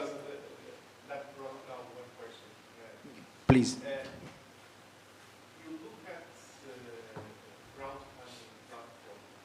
Yes. In indiscriminate way. Yes. Would that make a difference if you look at some issue area, focus on specific issue area? Okay. For example, if you have a crowdfunding for a project Yes. that is concerned with improving women participation in state, Okay. of course it will make a difference, I'm sure. Yes, of course. So, I are you considering also this question of that might change think the issue area? I think that this analysis focused on the presence of women in equity crowdfunding platforms, because the presence of women could improve the fundraising of projects that involve women. And that is an important form of also of a sustainability in terms of inclusion of gender. That is why we want to analyze this gap in the literature and in our society, because gender inclusion is a very important issue in a lot of levels of our society, also in economic level. Okay? Thank you very much. Okay, thank you very much for your kind attention, and let me thank also all the presenter, and especially our Professor Sonjon Park and our PhD students. Okay.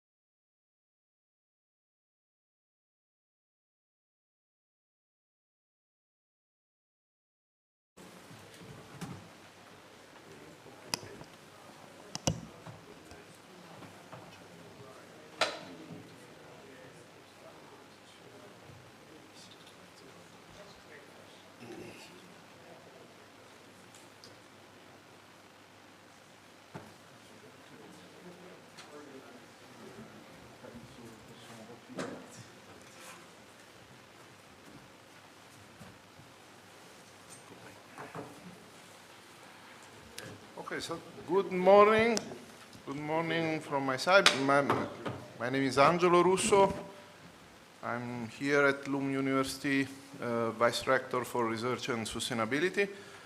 First of all, let me apologize for not having been here with you for these 2 interesting days, but I had some, no problems, no issues, but let's say some familiar issues.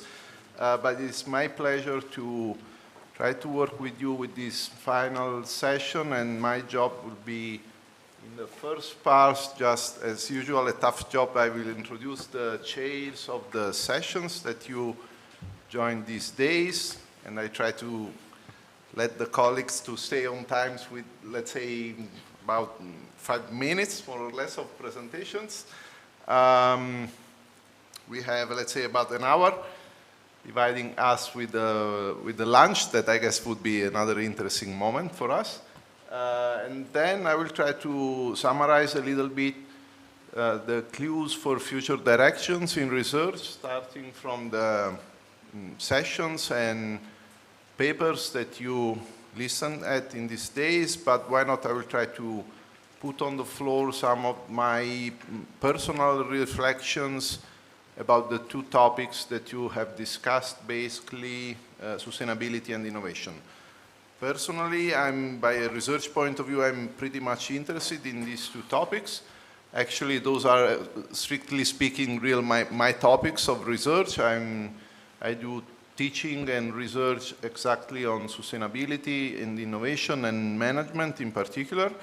So I'll try to, as I say, put some ideas for you for the future, but why not the very, very last part of this session would be open to any possible idea and discussion that would come from the floor, why not? So let's start immediately. This is just a recap of the 7 sessions that you have joined in this day. We had the first one, philosophical and ethical perspective in sustainability and innovation issues, and the chair was our rector, Professor Antonello Garzoni. Session 2 would have been on knowledge economy and university industry municipal cooperation, chaired by Professor Giustina Secundo, who unfortunately is not here with us today, but a very short recap would be done by Professor Garzoni. Session 3 was innovation through globalization, localization, and regional integration by Dr. Chi, chaired, and we will have the pleasure to listen at a summary of this session with feelings, why not, about the papers. Session 4 was human resources development for sustainability and innovation, chaired by Professor Filippo VITOLLA. Session 5 was about sustainable and innovative approaches in relationship with customers, chaired by Professor Candida Bussoli. Session 6, we missed the chair today as well. Professor Pasquale Del Vecchio is not with us. Today, the chair was about new management paradigms for sustainability and innovation. And the last one,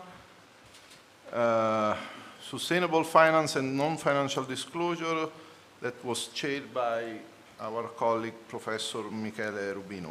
My feeling is that this workshop, this conference, put a lot of interesting ideas on the floor, and you spread interesting perspective touching so many different stakeholders and topics in these different sections. So the idea of talking to each other about sustainability and innovation has been pretty much reached from my side, from my perspective, and I would be more than interested to listen at this very,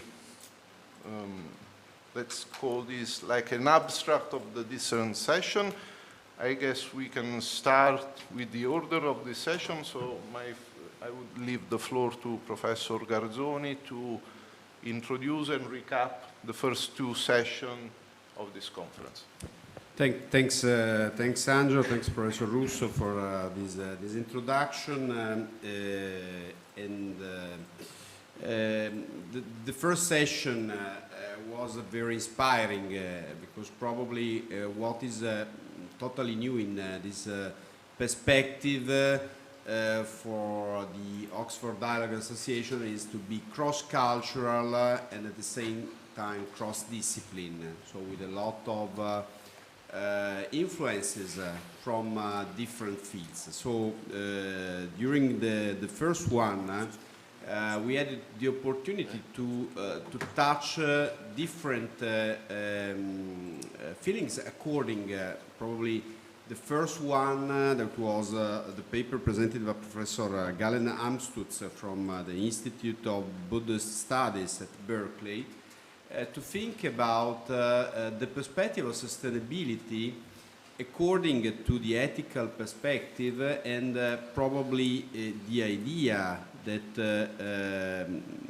it is important to focus on sustainability issues starting with certain values and the understanding of different values is important when we deal with the sustainable development goals that's the core of the reflection. While the second paper, that was the paper from Professor Chi at the University of Oxford, was really, say, counterintuitive, because we can imagine that probably everyone is looking for the survival of the species, while he spoke about the death. So about how you can think about the new death, we say, in terms of something that is preparing to think about in a metaphysical perspective, a philosophical perspective, in order to think about the survival of the innovation, of the sustainability, by thinking in a totally different perspective, that is thinking to death and preparing to change probably our mindset for the survival in the future. As in the starting session of this conference, I was just saying that probably sustainability is not exactly saving the planet. It is saving the human race from extinction, and that's probably the idea of thinking about the long-term survival of the human race, and thinking how innovation can foster sustainability through this approach.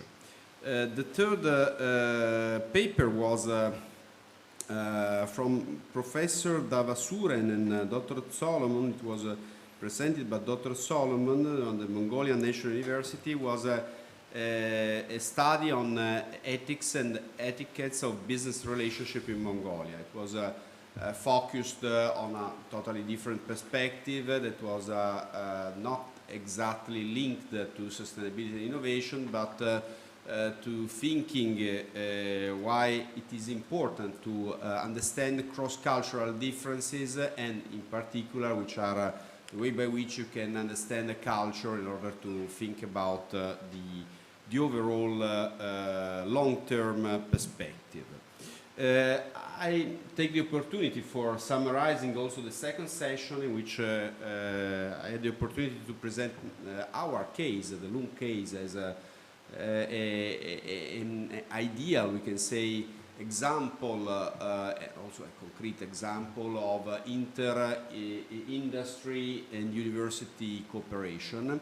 And the overall idea of the knowledge economy and university-industry cooperation was thinking about what is normally called the triple helix model, that was also dealt in the paper of Professor Park from the Freie University of Berlin in Germany, in which he highlighted the knowledge gap through multinationals, investment, and the role of universities. And probably when you think about the economic progress of a certain area, you have to manage at least 3 helix. One is of course the knowledge part that comes from the universities, then the industry that can bring also innovation and execution of plans, but also the idea of the public administration. That is very important if we want to focus on the overall growth. Then, in this very interesting session, we had the opportunity of comparing the Loom case and the Oxford University case with all the technology transfer, the AstraZeneca case, so the vaccine that was promoted by the cooperation of AstraZeneca, important pharmaceutical company, international company, and the Oxford University, and it was traced a model of inter-industry and university cooperation, thinking about how it's important to deal with research and engaging companies for managing the translation, we can say, with the transferal of this intellectual property into the real practices that are the business practices. So we can invent something, but without any company it is very difficult to have a successful implementation of all the intellectual property that we normally generate in our labs.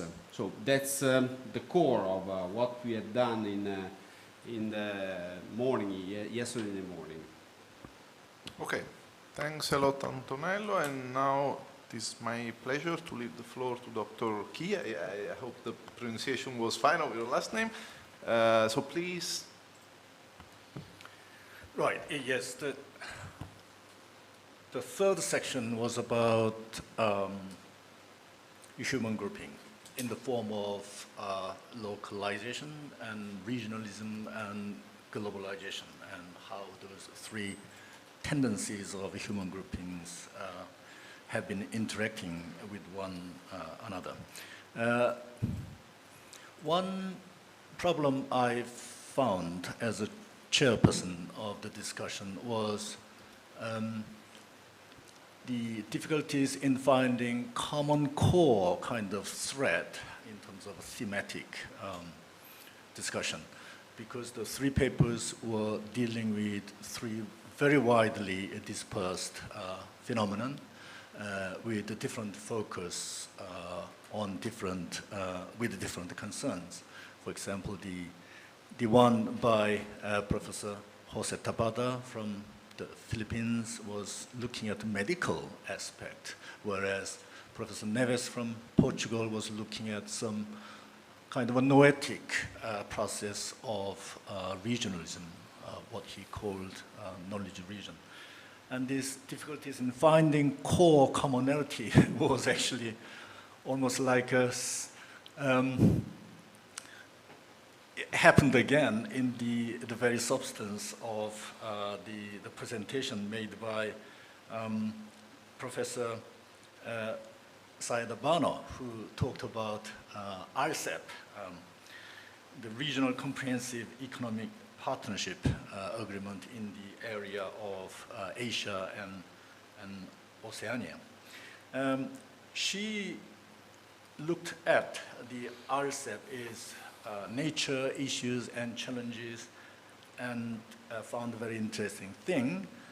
The RCEP is, I don't need to introduce it here again. It consists of 15 members aiming at creating comprehensive, high quality, and mutually beneficial economic partnership. Professor Barner found RCEP was to a certain extent successful because member countries had some, to a certain extent, economic gains. Although there were problems, some countries got greater economic gains while others actually lost it in relative terms.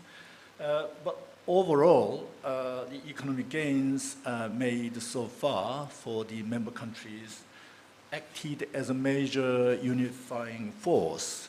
So the future is not entirely dim, dark, but again, the member countries must overcome some weaknesses innate in the structure of ASSAL, and those weaknesses are mostly of geopolitical nature. For example, it is dominated by one very large country, although Professor Bano did not specify the name. We all know what it is. And also there are two big countries involved in historical disputes over territories. And recent crisis from the Ukraine war actually divided the member countries into two camps, pro-Russia and pro-Ukraine and the West. And there has been always tension between China and Taiwan. In spite of all these problems and tensions, Professor Bano concluded that if the member countries somehow find a way in which the two forces can be played out successfully, then ASSAL still has a very bright future. That was her conclusion.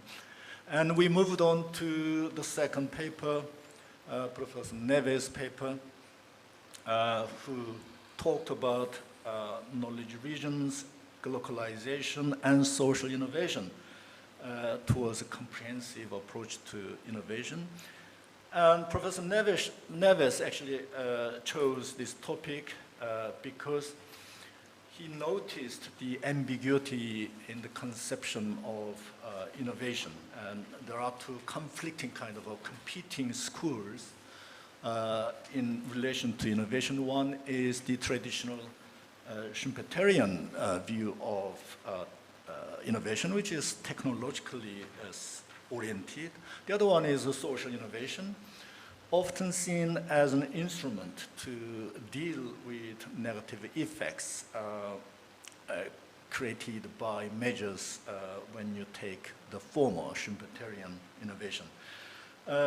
This problematic or concern is very important because if you fail to integrate these two competing notions of innovation, then practically it can contribute to generating technologies that can exacerbate disruptive effects born out of by the former technological Schumpeterian innovation. So, Professor Neves treated the issue of knowledge region as a way of combining or bringing together those two schools of thought, and as a way of mitigating the effects arising from the tension between the two separate dimensions of innovation. Now, the discovery was mixed. Knowledge region is, in a way, is a product of a social innovation, but on the other hand, it fails to further its achievement and invigorate it in preparation for the coming era of fourth industrial revolution. And nevertheless, the knowledge regions have a great deal to make a contribution because it has a strategic roles to play yet. And the role can be strengthened, or is likely to be strengthened, in the context of the emerging deglobalization response, because there has been some global supply chain crisis. And secondly, we all know we are facing a serious climate change challenges. So Professor Neves concludes the knowledge region still deserves our attention as a way of tackling these two main global issues. And finally, Professor Tabata looked at an interesting question. We have been going through a terrible pandemic era, and how those Asian Pacific countries performed, and he discovered various different kind of levels of and types of performance, and he asked why that is the case. And he used the statistical analysis to find out the reasons, and the hypothesis was the differentiation in the national performance may be determined by various factors, not only medical ones, but also infrastructure, medical infrastructure, governance, and etc.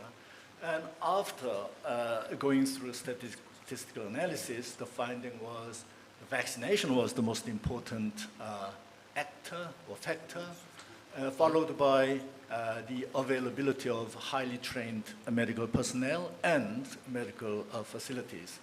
Those vaccination factor and medical facilities and personnel combined together explain more than 50% for the changes in fatality figures in those countries. So Professor Tabata concludes his presentation by saying that it's obvious for any future similar pandemic crisis, countries or policymakers are advised to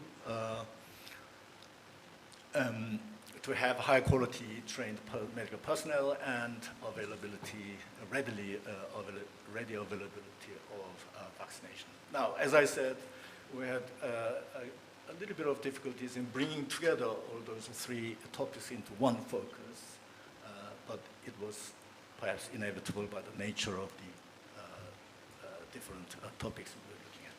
Okay, thanks a lot, and let me say that you did a great job in summarize this so pretty much different papers, and your summary was actually really inspiring, honestly.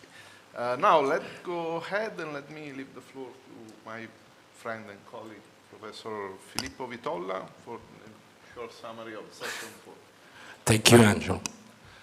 Good morning, everyone. I take a note of some consideration that have emerged during the session of human resource management I chaired yesterday. Preliminary consideration. Intellectual capital, and in particular human capital, has become very important for achieving competitive advantage. In this perspective, human skills are essential for business success in the medium and long term. Human resources are intangibles and critical success factors to obtain good performance. First consideration. Innovation and human resource management are linked in two ways. In a first way, the innovative management of human resources, the new types of organizational structure, lean organization, network, can represent a critical success factor, especially with respect to elements such as motivation, effectiveness, and efficiency. And we know how these factors can be decisive for the improvement of company performance. In a second way, human resources with a background characterized by innovative skills, ability with new technology, digitalization, contribute to the success of innovation strategies. In this perspective, during the session, the role of educational institution, school, university, in the development of highly innovative professional profiles emerged. A third consideration. In this new context, the role of communication and disclosure of information relating to human capital is crucial. It becomes necessary to communicate to stakeholders all critical factors that represent the driver of business performance and value creation process. Shareholders, investors in general, and other types of stakeholders need to understand the determinants of competitive advantage and the elements underlying the value creation process. Fourth consideration. Human resource management is closely linked to the concept of sustainability. Sustainability in a management perspective can be defined as the ability to simultaneously achieve economic, social, and environmental objectives. In this perspective, a socially oriented management of human resources can favor the improvement of financial results. For example, corporate programs that promote gender equality, support for maternity, can improve the worker motivation and consequently increase financial performance. At the same time, an environmentally oriented approach to management can improve environmental values of human resources. In this way, a virtuous circle which improves environmental performance could be created. A fifth consideration can be made on the role of the external context, with particular reference to principles, values, national culture. These elements impact on the management of human resources in an innovative and sustainable way. There are external contexts that favor the innovation and sustainability and others that hinder it. As final consideration, I can quote our rector, Professor Garzoni, by saying that firms work with people's legs. And for this reason, firms can be really innovative and sustainable only if the workers, employees, and people in general are managed in a sustainable and innovative way. Thank you.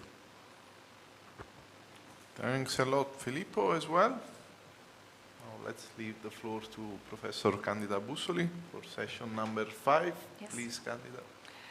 Thank you. Thank you. Good morning. First of all, I want to thank the organizers for inviting me to participate to this conference as chair of the session 5, which was related to sustainable and innovative approaches in relationship with customers. So during this session, 4 papers were presented, and I would like to congratulate our young PhD students because they made a very clear presentation of their research works. I want to tell this. This is very important for me because we have a PhD school, and it is important for me to say this. I also want to say that the research works were characterized by scientific rigor and depth of analysis, despite being preliminary works. The session developed regularly and on time. I also want to pay attention to formal aspects, which is very important because we have to be professional presenter. You will have to be professional presenter in the future. So I want to say we were on time, the schedule was respected, and so it was. This is also important. But above all, the session was enriched by many suggestions and questions from professors and researchers that were listening the session. And so I want to thank everyone for their active participation, in the session. I would like to briefly list the title and summary, very briefly the contents of the papers presented. So the first one was Uncovering the Travel Habits of Italian Gen Z Post-COVID-19 Analysis, and this paper is related to the factors affecting the travel behaviors of Italian Gen Z in a post-COVID-19 scenario, evaluating in particular the effect of some measures adopted for the pandemic. The second one was cooperative credit banks, the impact of digitalization on the proximity relationship with customers, and the study aims to analyze the impact of digitalization on the relationship between the reduction in the number of cooperative branches on both lending and deposit sides, and the results show that physical presence of cooperative bank branches is still relevant in the case of loan provided. And also about this, we had a suggestion of a professor which was with us during the session, which it was very, very interesting. Then we had the paper called Phygital Environments for Customers Experience 4.0, How do they impact on retail sustainability? And the objective of this research is to study and analyze the importance that the phygital technologies can have if applied with the physical stores in terms of retail sustainability and the impact that the technologies have on the customer experience. And then the last paper, the fourth paper, was about a survey on customer perception on environmental and social practices in the Italian banking sector. The study was related to the analysis of the customer perception of CSR practices in the Italian banking industry, investigating whether the CSR perception is more related to the environmental determinants than social factors. So I made a very brief list of the papers, but from this brief examination, it is possible to see the variety and richness of the topics covered. Another important aspect concerns the fact that all the works use different methodologies, and this undoubtedly favored the richness and the stimuli received by the presentations. The content of the works relating to sustainable and innovative approaches in relationship with customers led us along different points of observations of the relationship between companies, financial and non-financial companies and their customers, and led us to consider that digital technological innovation is profoundly changing the structural characteristics of the economic and financial system, favoring the integration between different industrial sectors, radically modifying the markets, business models, and the organization of company work, and profoundly modifying the relationship between companies, financial and non-financial companies, and their own customers. Technological innovation, we were able to learn, thanks to this session, is inducing profound changes in people's social behaviors and lifestyles. And these changes are not based only on conscious choices. They can also be the result of a passive adaptation to the change taking place. These changes can lead to act by imitation. Thus, the innovation produced by technological evolution, essentially characterized by their digital nature, affect economic, financial, and social relations, creating a new ecosystem in which individuals and companies, financial and non-financial companies, can communicate, carry on transactions easily in a very short times at increasingly reduced costs. So we heard during the presentation of the works that technological innovation allows for transactions that are increasingly characterized by phygital relationships. And the paper, in that case, the presenter said that the new phygital strategy consists in the combination of the physical channel with the digital channel, creating an on-life experience for the consumer and a unique, interactive, immersive, and personalized experience. These are just the words of the authors of the paper. And I like to read also this word, not only my own words, because they are very impressive and they are so clear, and they give us the sense of the changing that we are living nowadays. So all this determines new intermediation channels, commercial or financial intermediation channels, and a micro-segmentation of the markets, also thanks to data management. Data management allows effective consumer profiling and in an increasingly detailed way. So it's a true phenomenon of digitization of economic and social relations. And this phenomenon favors environmental conditions that allow technology to create, connect, and coordinate services of different nature with informative and dispositive purposes. So this phenomenon favors access to markets even for previously excluded subjects.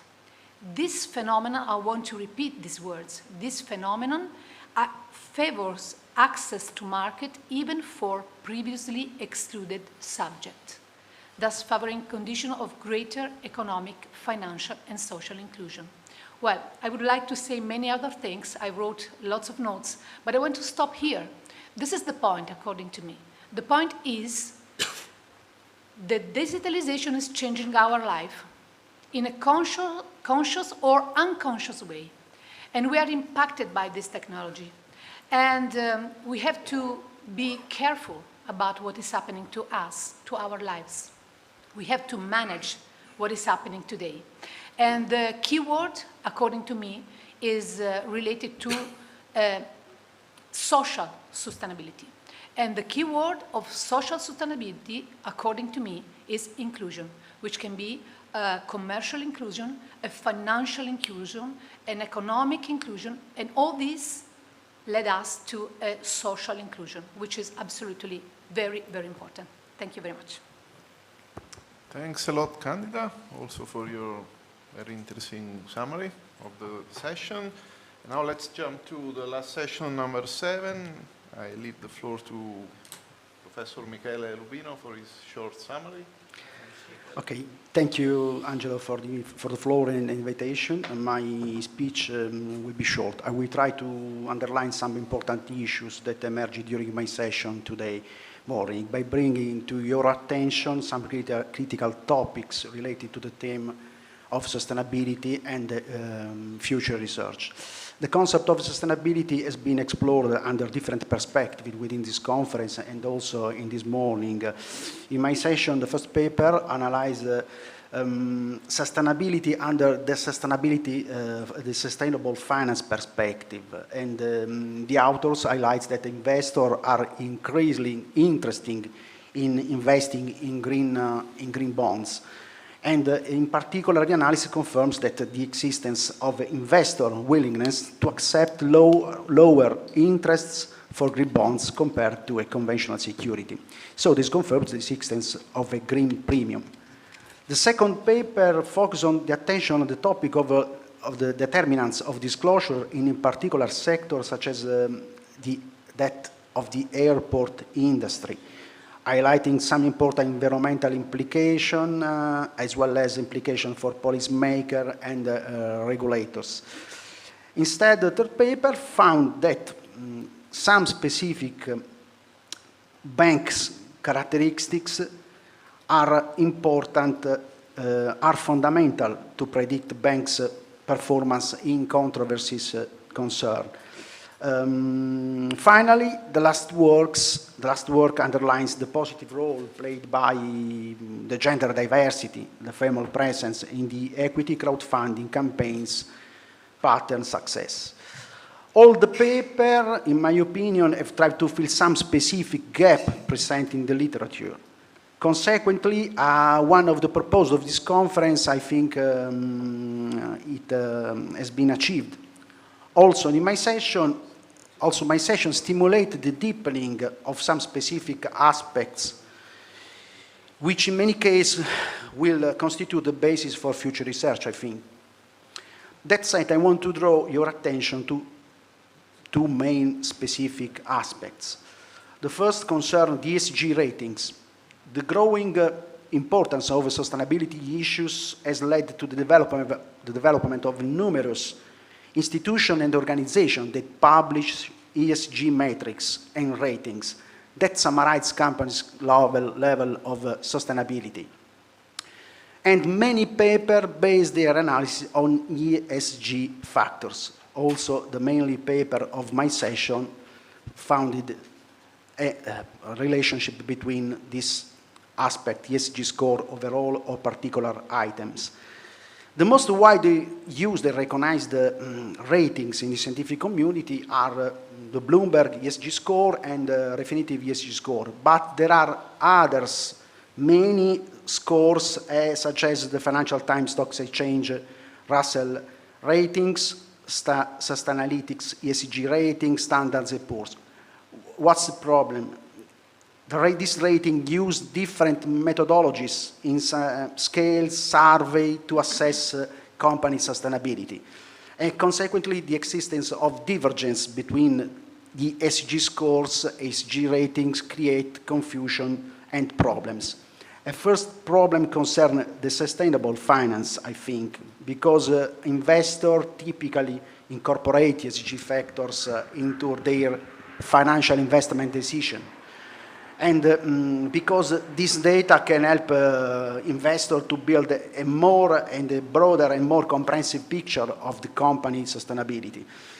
And although ESG rating can be useful tools to assess the ethical and social behavior, this creates confusion among investors, because there are non-uniform rules for calculating and constructing these indicators for the three environmental, social, and governance dimensions.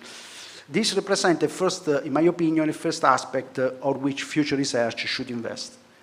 Furthermore, the existence of divergence between ESG scores affects also stakeholders' decision. And in addition, many scholars use ratings that lead the desired result. This means that identical analysis based on different ESG ratings can lead to different results. So I think that the academic community should contribute with public authorities and organizations to reduce the existence of various ESG ratings. And in any time, at the same time, I think that academic scholars can try to better standardize the calculation criteria of these various specific indicators. A second aspect worthy of attention related to non-financial disclosures is the presence of a numerous framework that allow the disclosure of non-financial information.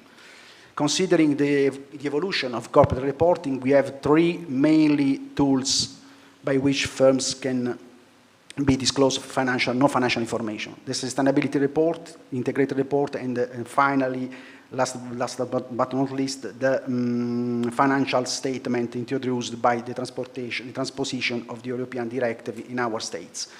These three tools have different rules and purpose that create confusion in the field of non-financial information. On this front, I think that future research will consider, for example, the innovation in the EU directive on sustainability reporting. In particular, future research can be focused on the expansion of the company obliged to publish the sustainability reporting, or can be focused on the standard issued by the European Financial Reporting Advisory Group, and finally on an important subject that affects the double materiality. So I hope these topics will be interesting for our PhD student and for all participants to this conference.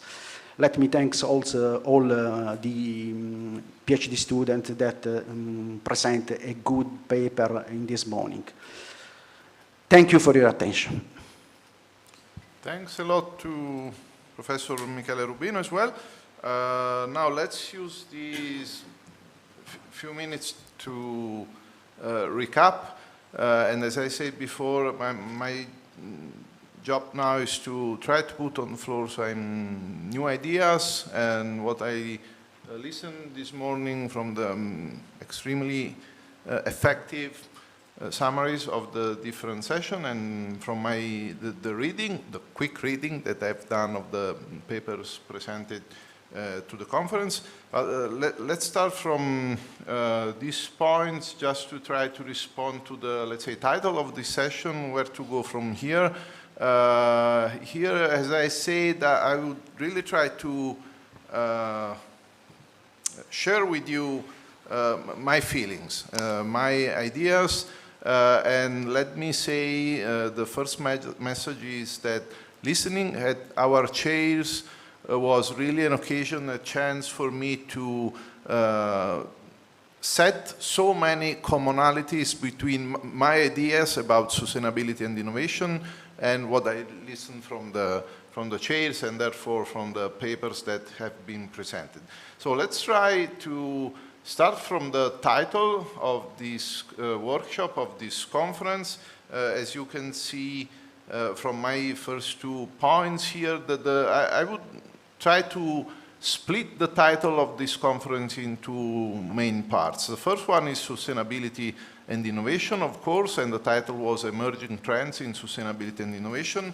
But then there was this more, let's say, concrete operative focus on lifestyle and HR development. As you can see from these notes that I took in these slides, My first opinion is that sustainability and innovation come first. Sustainability and innovation are possible theories, and I will go on this point in a few seconds, but then I think that lifestyle and HR development was just a focus, or I could say also an operationalization, a possible operationalization of the main concept of sustainability and innovation. I'm not saying that lifestyle and HR development are less important than sustainability and innovation. I'm saying that HR development, lifestyle, and so many other issues or topics are part of a possible theoretical framework that should be based on sustainability and innovation. But the challenge of this conference, in my view, was also to, of course, first of all, to find commonalities and possible synergies between sustainability and innovation. But I think that it is much important for future research to put somehow in conflict these two concepts and see if we can learn from matching innovation and sustainability and see if there are possible future clues that we can exploit. Let me give you some examples just to go a little bit more in detail.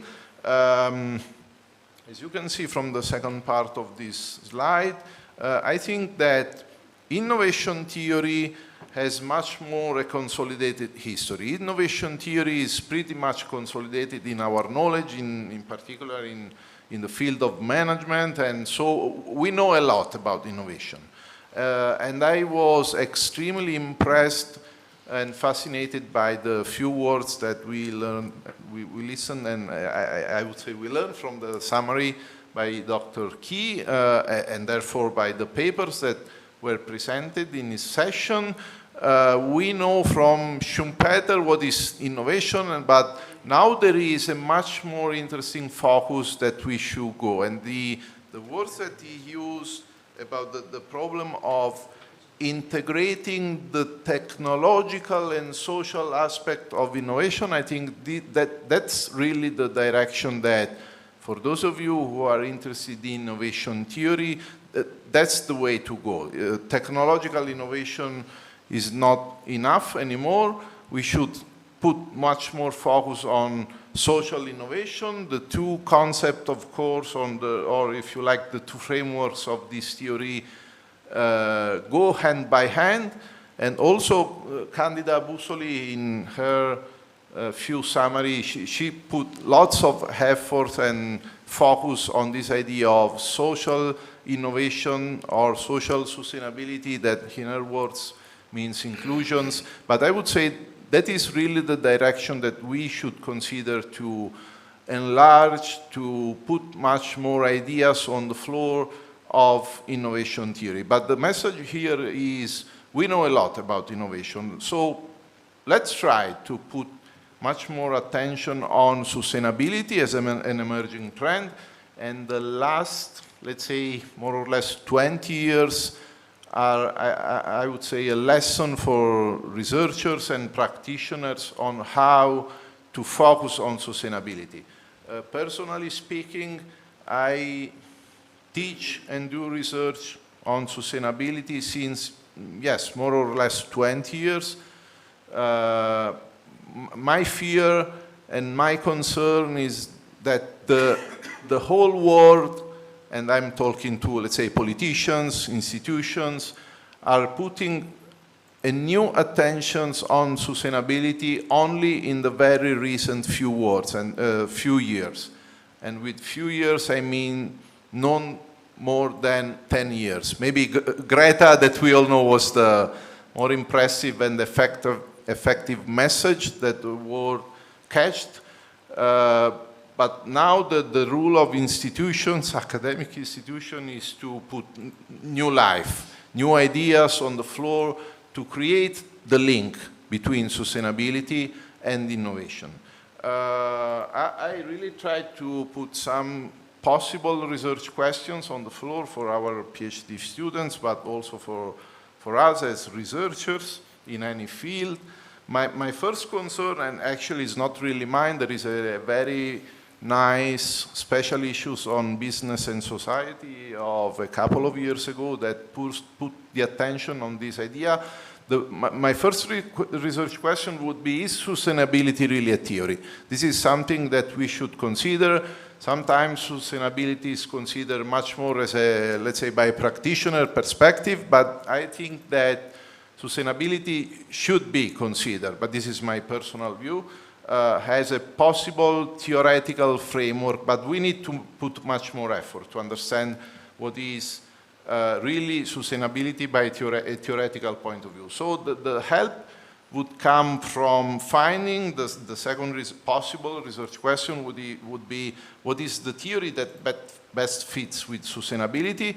In my view, stakeholder theory that I'm discussing in these days with our first year PhD students is that stakeholder theory could be the way to understand much more what is sustainability, actually what we miss in the knowledge about sustainability, and mostly what is the possible connection between sustainability and innovation theory. And last one could be, how should we manage the relation between sustainability and innovation? And now let me go just to try to answer this possible research question to some of the keywords that I extracted from the sessions of this conference, from the main topic. So if we go through this very short list of possible keywords, you will find more or less the title of the different sessions, but probably with a new possible idea. Let me take the session number 2 as an example. Knowledge. We listened from Professor Garzoni that session number 2 was basically, in a very few words, about cooperation. This was the great message of session number 2. In my words, cooperation can be, again, operationalized in so many different ways, and a very actual, interesting, innovative way of talking about cooperation today is talking about the well-known 3 Ps, so private-public partnerships. That could be a possible, innovative, interesting direction to understand how cooperation could be much more investigated by a possible research point of view. Then we listen in the different sessions about, as I said in my introduction, of about so many different stakeholders. Here we have 2 critical stakeholders, at least 2 critical stakeholders. Human resources, customers are 2 critical stakeholders that if we, in my personal case, as a management guy in the field of management, a researcher in the field of management, if we do not talk about human resources and customers, we are not talking about companies. And to quote again Professor Garzoni, people are critical, and there is a huge problem. This is also my personal feeling of a possible extinction of humans in the world if we do not change the direction of our effort.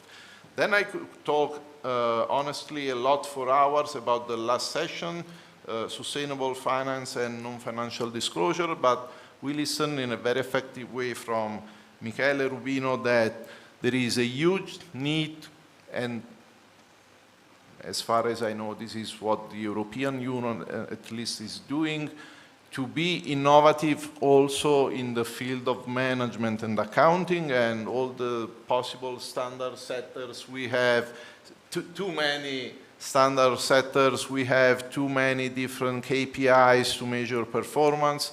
We also, in this case, there is a huge need for innovation. So we can do innovation also in the management and accounting field, and I guess that sustainable finance and sustainability reporting, as we should call it, or non-financial reporting, as you like, there is a huge need for additional research in that field. Very few seconds, just to close, with possible future direction. These are claims, but if we have time, few seconds, we can open a little bit the conversations on that. This is my personal view. What we miss in the research on sustainability and innovation. So point number one, but it's not more important than the others. So please feel free to select the order that you like the most. We need much more effort in the innovation and sustainability research on stakeholder orientation. We know our stakeholders, but we do not know how companies are really talking to these different guys, to these stakeholders. So we need to understand and to measure, again, in a more effective way, what is stakeholder orientation and what corporations, institutions, peoples, governments are doing to talk effectively to their stakeholders.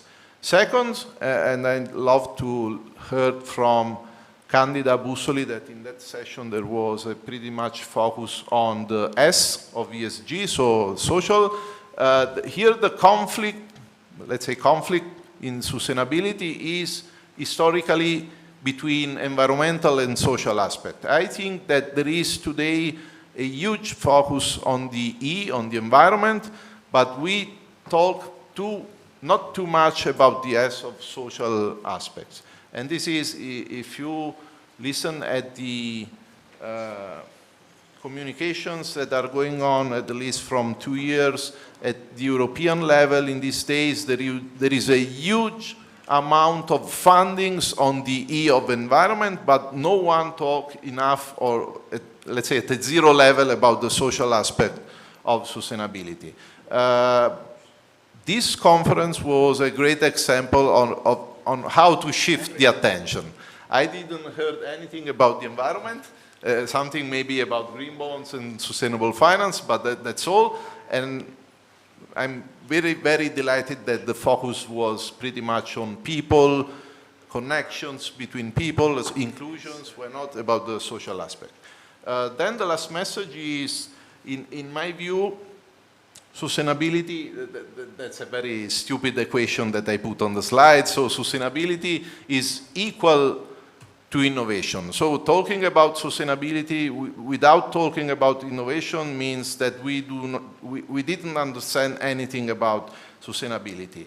But if we should change that equation, I would say also that sustainability plus innovation is equal to much more interesting stuff that we can put offshore. And the main idea, the very real future direction in my view is talking about innovative business models. If we do not create innovative business model in any possible sector, so banking, manufacturing, services, we are not talking of actually anything. Just to conclude, 3 main issues or direction, if you be more positive than negative. I think this is really a suggestion for, first of all, for our PhD students. I see a very huge problem with overproduction. If we should solve the environmental and social problem at a global level, I think that we should carefully reconsider all the possible global or local supply chains all over the world. We should consider that there is too much in this world, and the natural environment is asking for reconsidering our lives and our business model. We produce too much more than what we consume, and that means social and, first of all, in that case, environmental problems. Then I will say, let's put much more effort on collaboration of any possible kinds. I recall the PPP, cross-sector partnership, I think are really the direction, but there is a lot to say also about the pretty much well-known or consolidated strategic alliances or mergers and acquisitions. If we consider the stakeholder orientation perspective, we should reconsider alliances and mergers and acquisitions by a stakeholder point of view. And then the last point is about, let's try to recall our local roots.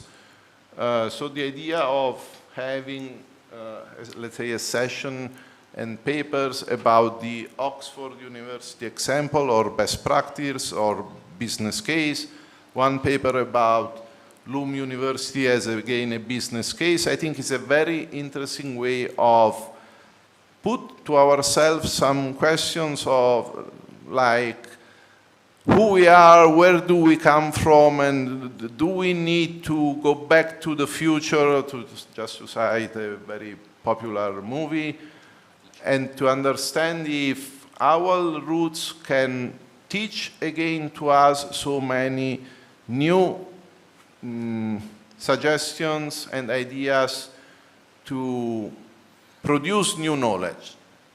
And just to make some marketing of myself, next year here in Loom we will organize the International Conference of Management, that is my field of research. And the title of this conference, the topic that we selected is exactly rediscovering local roots and interactions in management. So this is a reclam of our next conference, but it's also a chance to open the discussion and understand if there is any possible comments, why not ideas on these issues. And it's also a way to close this extremely interesting conference. So I think my job here is done, so I would leave the floor to Professor Garzoni, but also to our guest, Professor Sungju Park and Professor Neves. Please come here to open, if you like, a little bit the discussion and close the conference. Then there is the lunch that I guess would be interesting again. So thanks to our chairs for the work they have done. If you have any comments or idea to share, this is the moment. But please, let's start. Join us on here on the main panel table, and any possible comments or question is more than welcome. So, Professor Park, please join us. I will extremely... Thank you very much. Please, any comments or ideas? Very interesting comment. What I missed here today, nobody said anything about businessmen roundtable discussion, with which we had begun this conference. And I think this initiative is going to Antonia, who has tried to bring our management science to the realities of local people here. That's what we had in mind, okay? And we had a problem with connotation of technology and innovation. You can remember? Yes, yes. Probably Professor Russo was not with us, but it was the very beginning of this conference, and we had 4, let's say, CEO or entrepreneurs with us, and they made very impressive talks with us. Yes. Everything about the situation, but for us, that was really Really very interesting. We Yes. discussed Yes. what is technology, what is innovation. Yes. You talked about so much about technology innovation, but they said different things about it. Yes. That's one point. Second, I agree. We have to listen. That's what the digital art, okay? We have to talk about technology development, especially in context of university, industry, civil society, and cooperation. But further, probably we have to include, especially NGOs working in the field of environment and environmental protection. I talked a little bit about the continental helix of America. And the last point, I think... Please, Professor, can you join us with the microphone? Please. Otherwise, they can't hear you well. Please, sorry. That's okay, it's okay. that microphone if you like. Also that. Okay. I think our chairman talked about the upcoming conference next year about this and that. I would propose we have to try to bring management science. You are all experts in management science. Bring into the realities or reverse the way. Realities should be considered in the context of management science. Otherwise, you know, in Germany we love a pure academization, and we are accustomed to tell about the ivory tower. So today, for example, no people from the realities. I miss these people. We have to try to include the people working in realities. That's all. Thanks a lot, Professor Parker. Let me stress this point that I extremely, let's say, underwrite, and I'm extremely on the same direction. And this is a message, again, for our students. There was an interesting, let's call it, articles on Harvard Business Review, if I remember well. And the title was just the title was a lesson, and it says, business professor must stay into business. So please do not close yourselves into libraries, but go outside and listen at companies, NGOs, entrepreneurs to teach lessons and to understand how business really works. So thanks, Professor Park, to stress again this point, and also the point about NGOs. That was what I recall with the rule of private-public partnerships or cross-sector partnerships, the collaboration between private or public companies and NGOs, on the other hand, is absolutely extremely helpful. So if there is other special comments on that, I leave the floor to Professor Garzoni, Professor Neves, why not again, Professor Park for the closing remarks of the conference. Thank you very much. Just a few words in these closing remarks. I think for Oxford Dialogue, this was a very interesting, excellent opportunity to bridge with a specific university project, which is very much dynamic and looking forward for new ideas, new ways of bringing people together. So in this sense, I think this was our first concrete endeavor in terms of exploiting these, exploring this avenue. And it seems to me that we have exactly touched on very relevant topics. And as academics, because we all come, we are really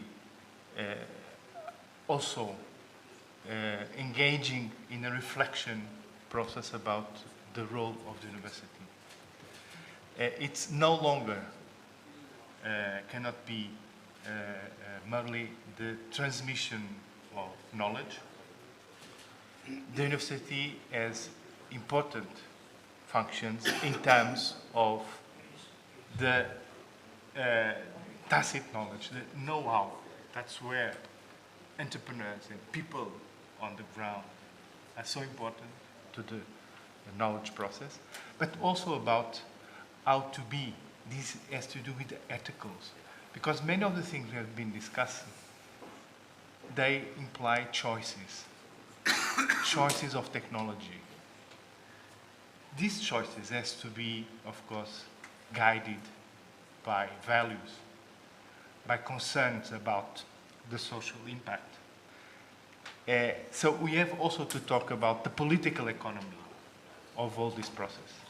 we have to talk about the international context in which we are operating.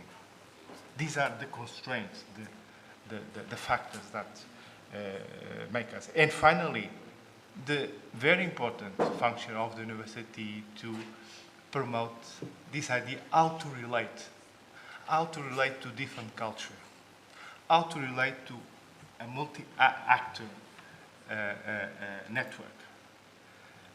Civil society, it's not only entrepreneurs, but it's also NGOs, the civil society, coming and discussing many of these issues. So these are, I think, 4 very important aspects of rethinking university, because university is a very important player in that aspect. And as academics, I think we are challenged with this need to promote this new view and operation of the university. I also think that because Oxford Dialogue is a cross-cultural, cross-issue, cross-discipline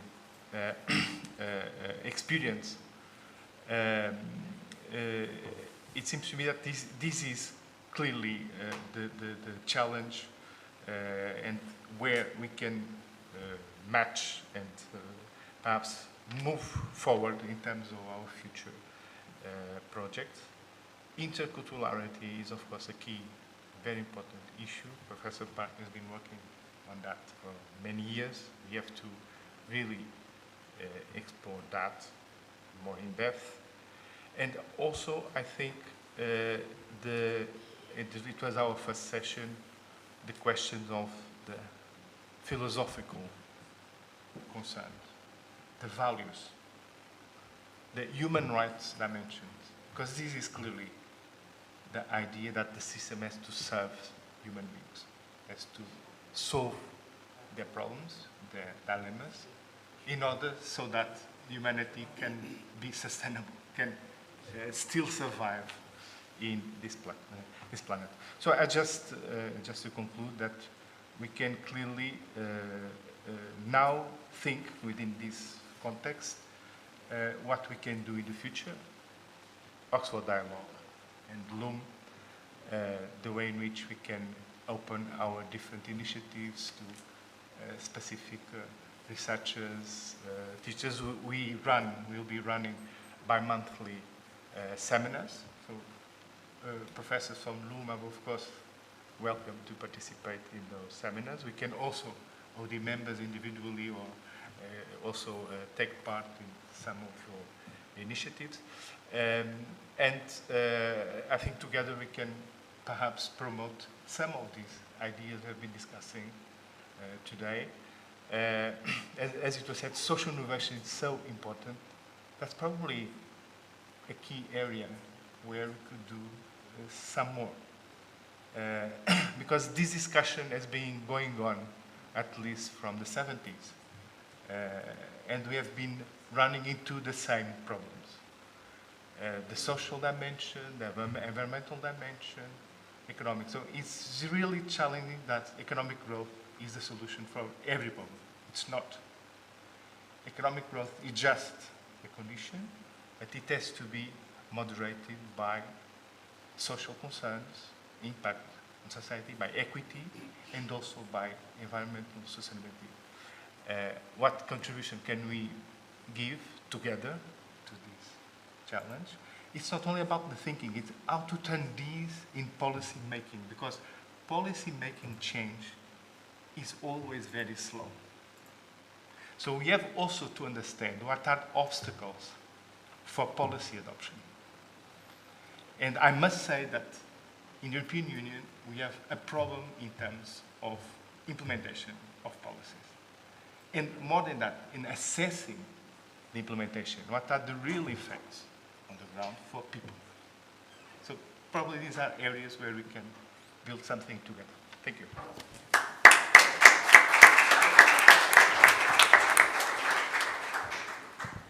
Just some closing remarks also from my side. Dr. Galen has a question.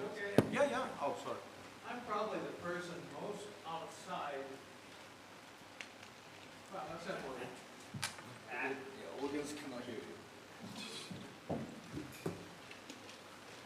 As maybe the person most outside the business world here, I want to say a word for the general public. And whenever we have business, the public is always going to ask a question. And you keep this with you all the time, please. Question that is summarized in the English word greenwashing. Familiar with this one? It means, of course, business is very concerned about face, about appearance, about public relations. And there's a tremendous pressure to create image of change without the substance, the inner realities of change. Greenwashing, appearances only. The public, I'm just reminding you, in a friendly way, will always have this question in mind in the near future. So that's a message from the public. Thank you.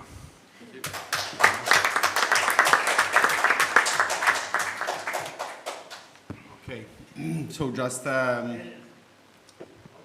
very few notes and closing remarks by my side. I'm very happy of what happened in these 3 days. According to the Oxford Dialogues, it was a good way for knowing each other, and the idea of being cross-cultural is very important for us. It is probably something which we have to explore more in the area of internationalization and cross-cultural contamination. That is part of our work and job as researchers. But what I think is I'm very happy about what happened in these 2 days with senior professors and PhD students. So the idea of exchanging, having the opportunity for testing, we can say beta testing in some cases, because for some of them probably was almost the first time in which they presented in a conference.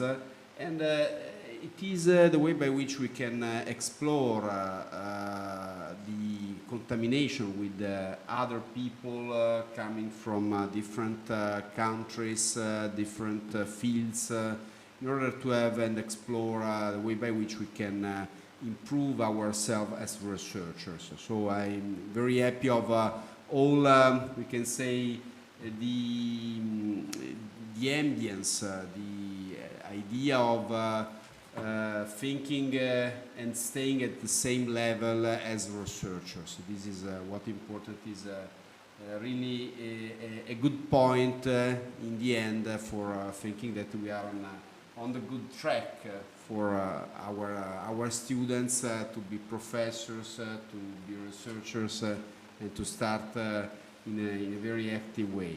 So let me just say my personal thanks to Professor Sungjo Park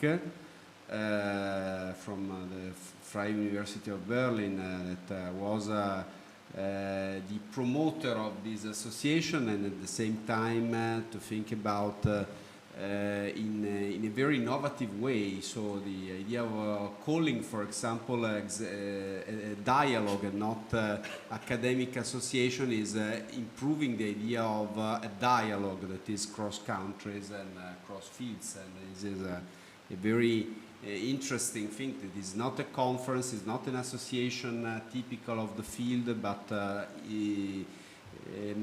stimulating the dialogues is what we should do as professors, as researchers, as students, with the companies, with the stakeholders, with everyone, by promoting and diffusing the culture that is what is part of our mission. And of course, a special thanks, let me say, is for the organizer of this conference, Dr. Chi, that was really very pushing, we can say. We can say that. respectfully said, the organization. He started in May by sending emails in May, June, August, July, asking exactly at the time of the session and so on. So we are Italian, you know, so we are flexible. We are doing all the things at the last time, trying to do probably the best as we are, but not with the idea of being part of a plan. And so that's very interesting for us. So the stimulus, thanks a lot, Dr. Chi. And Jackie, absolutely Jackie, that was part of the organization. She was really organizing everything for us, always with smiling, and I mean, not always smiling, but this is part of what we experience. But it is tough for us reorganizing a conference in a period in which we are moving to another building. So we are doing a lot of things. This is something which probably was not exactly conceived in this way, but everything was good and really.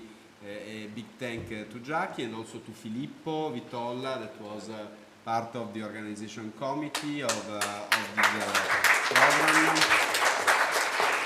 Because I think that it is important also to have a match and think about what is important. My special thanks to all the chairs, to all the professors, to all the students, to all the presenters that arrived also from different areas of the world. And my perception is that probably this idea of the emerging trends in sustainability and innovation should become a brand, should become a conference that we can do every year, not necessarily with the Oxford Dialogue, but as part of our PhD program in terms of inviting professors from other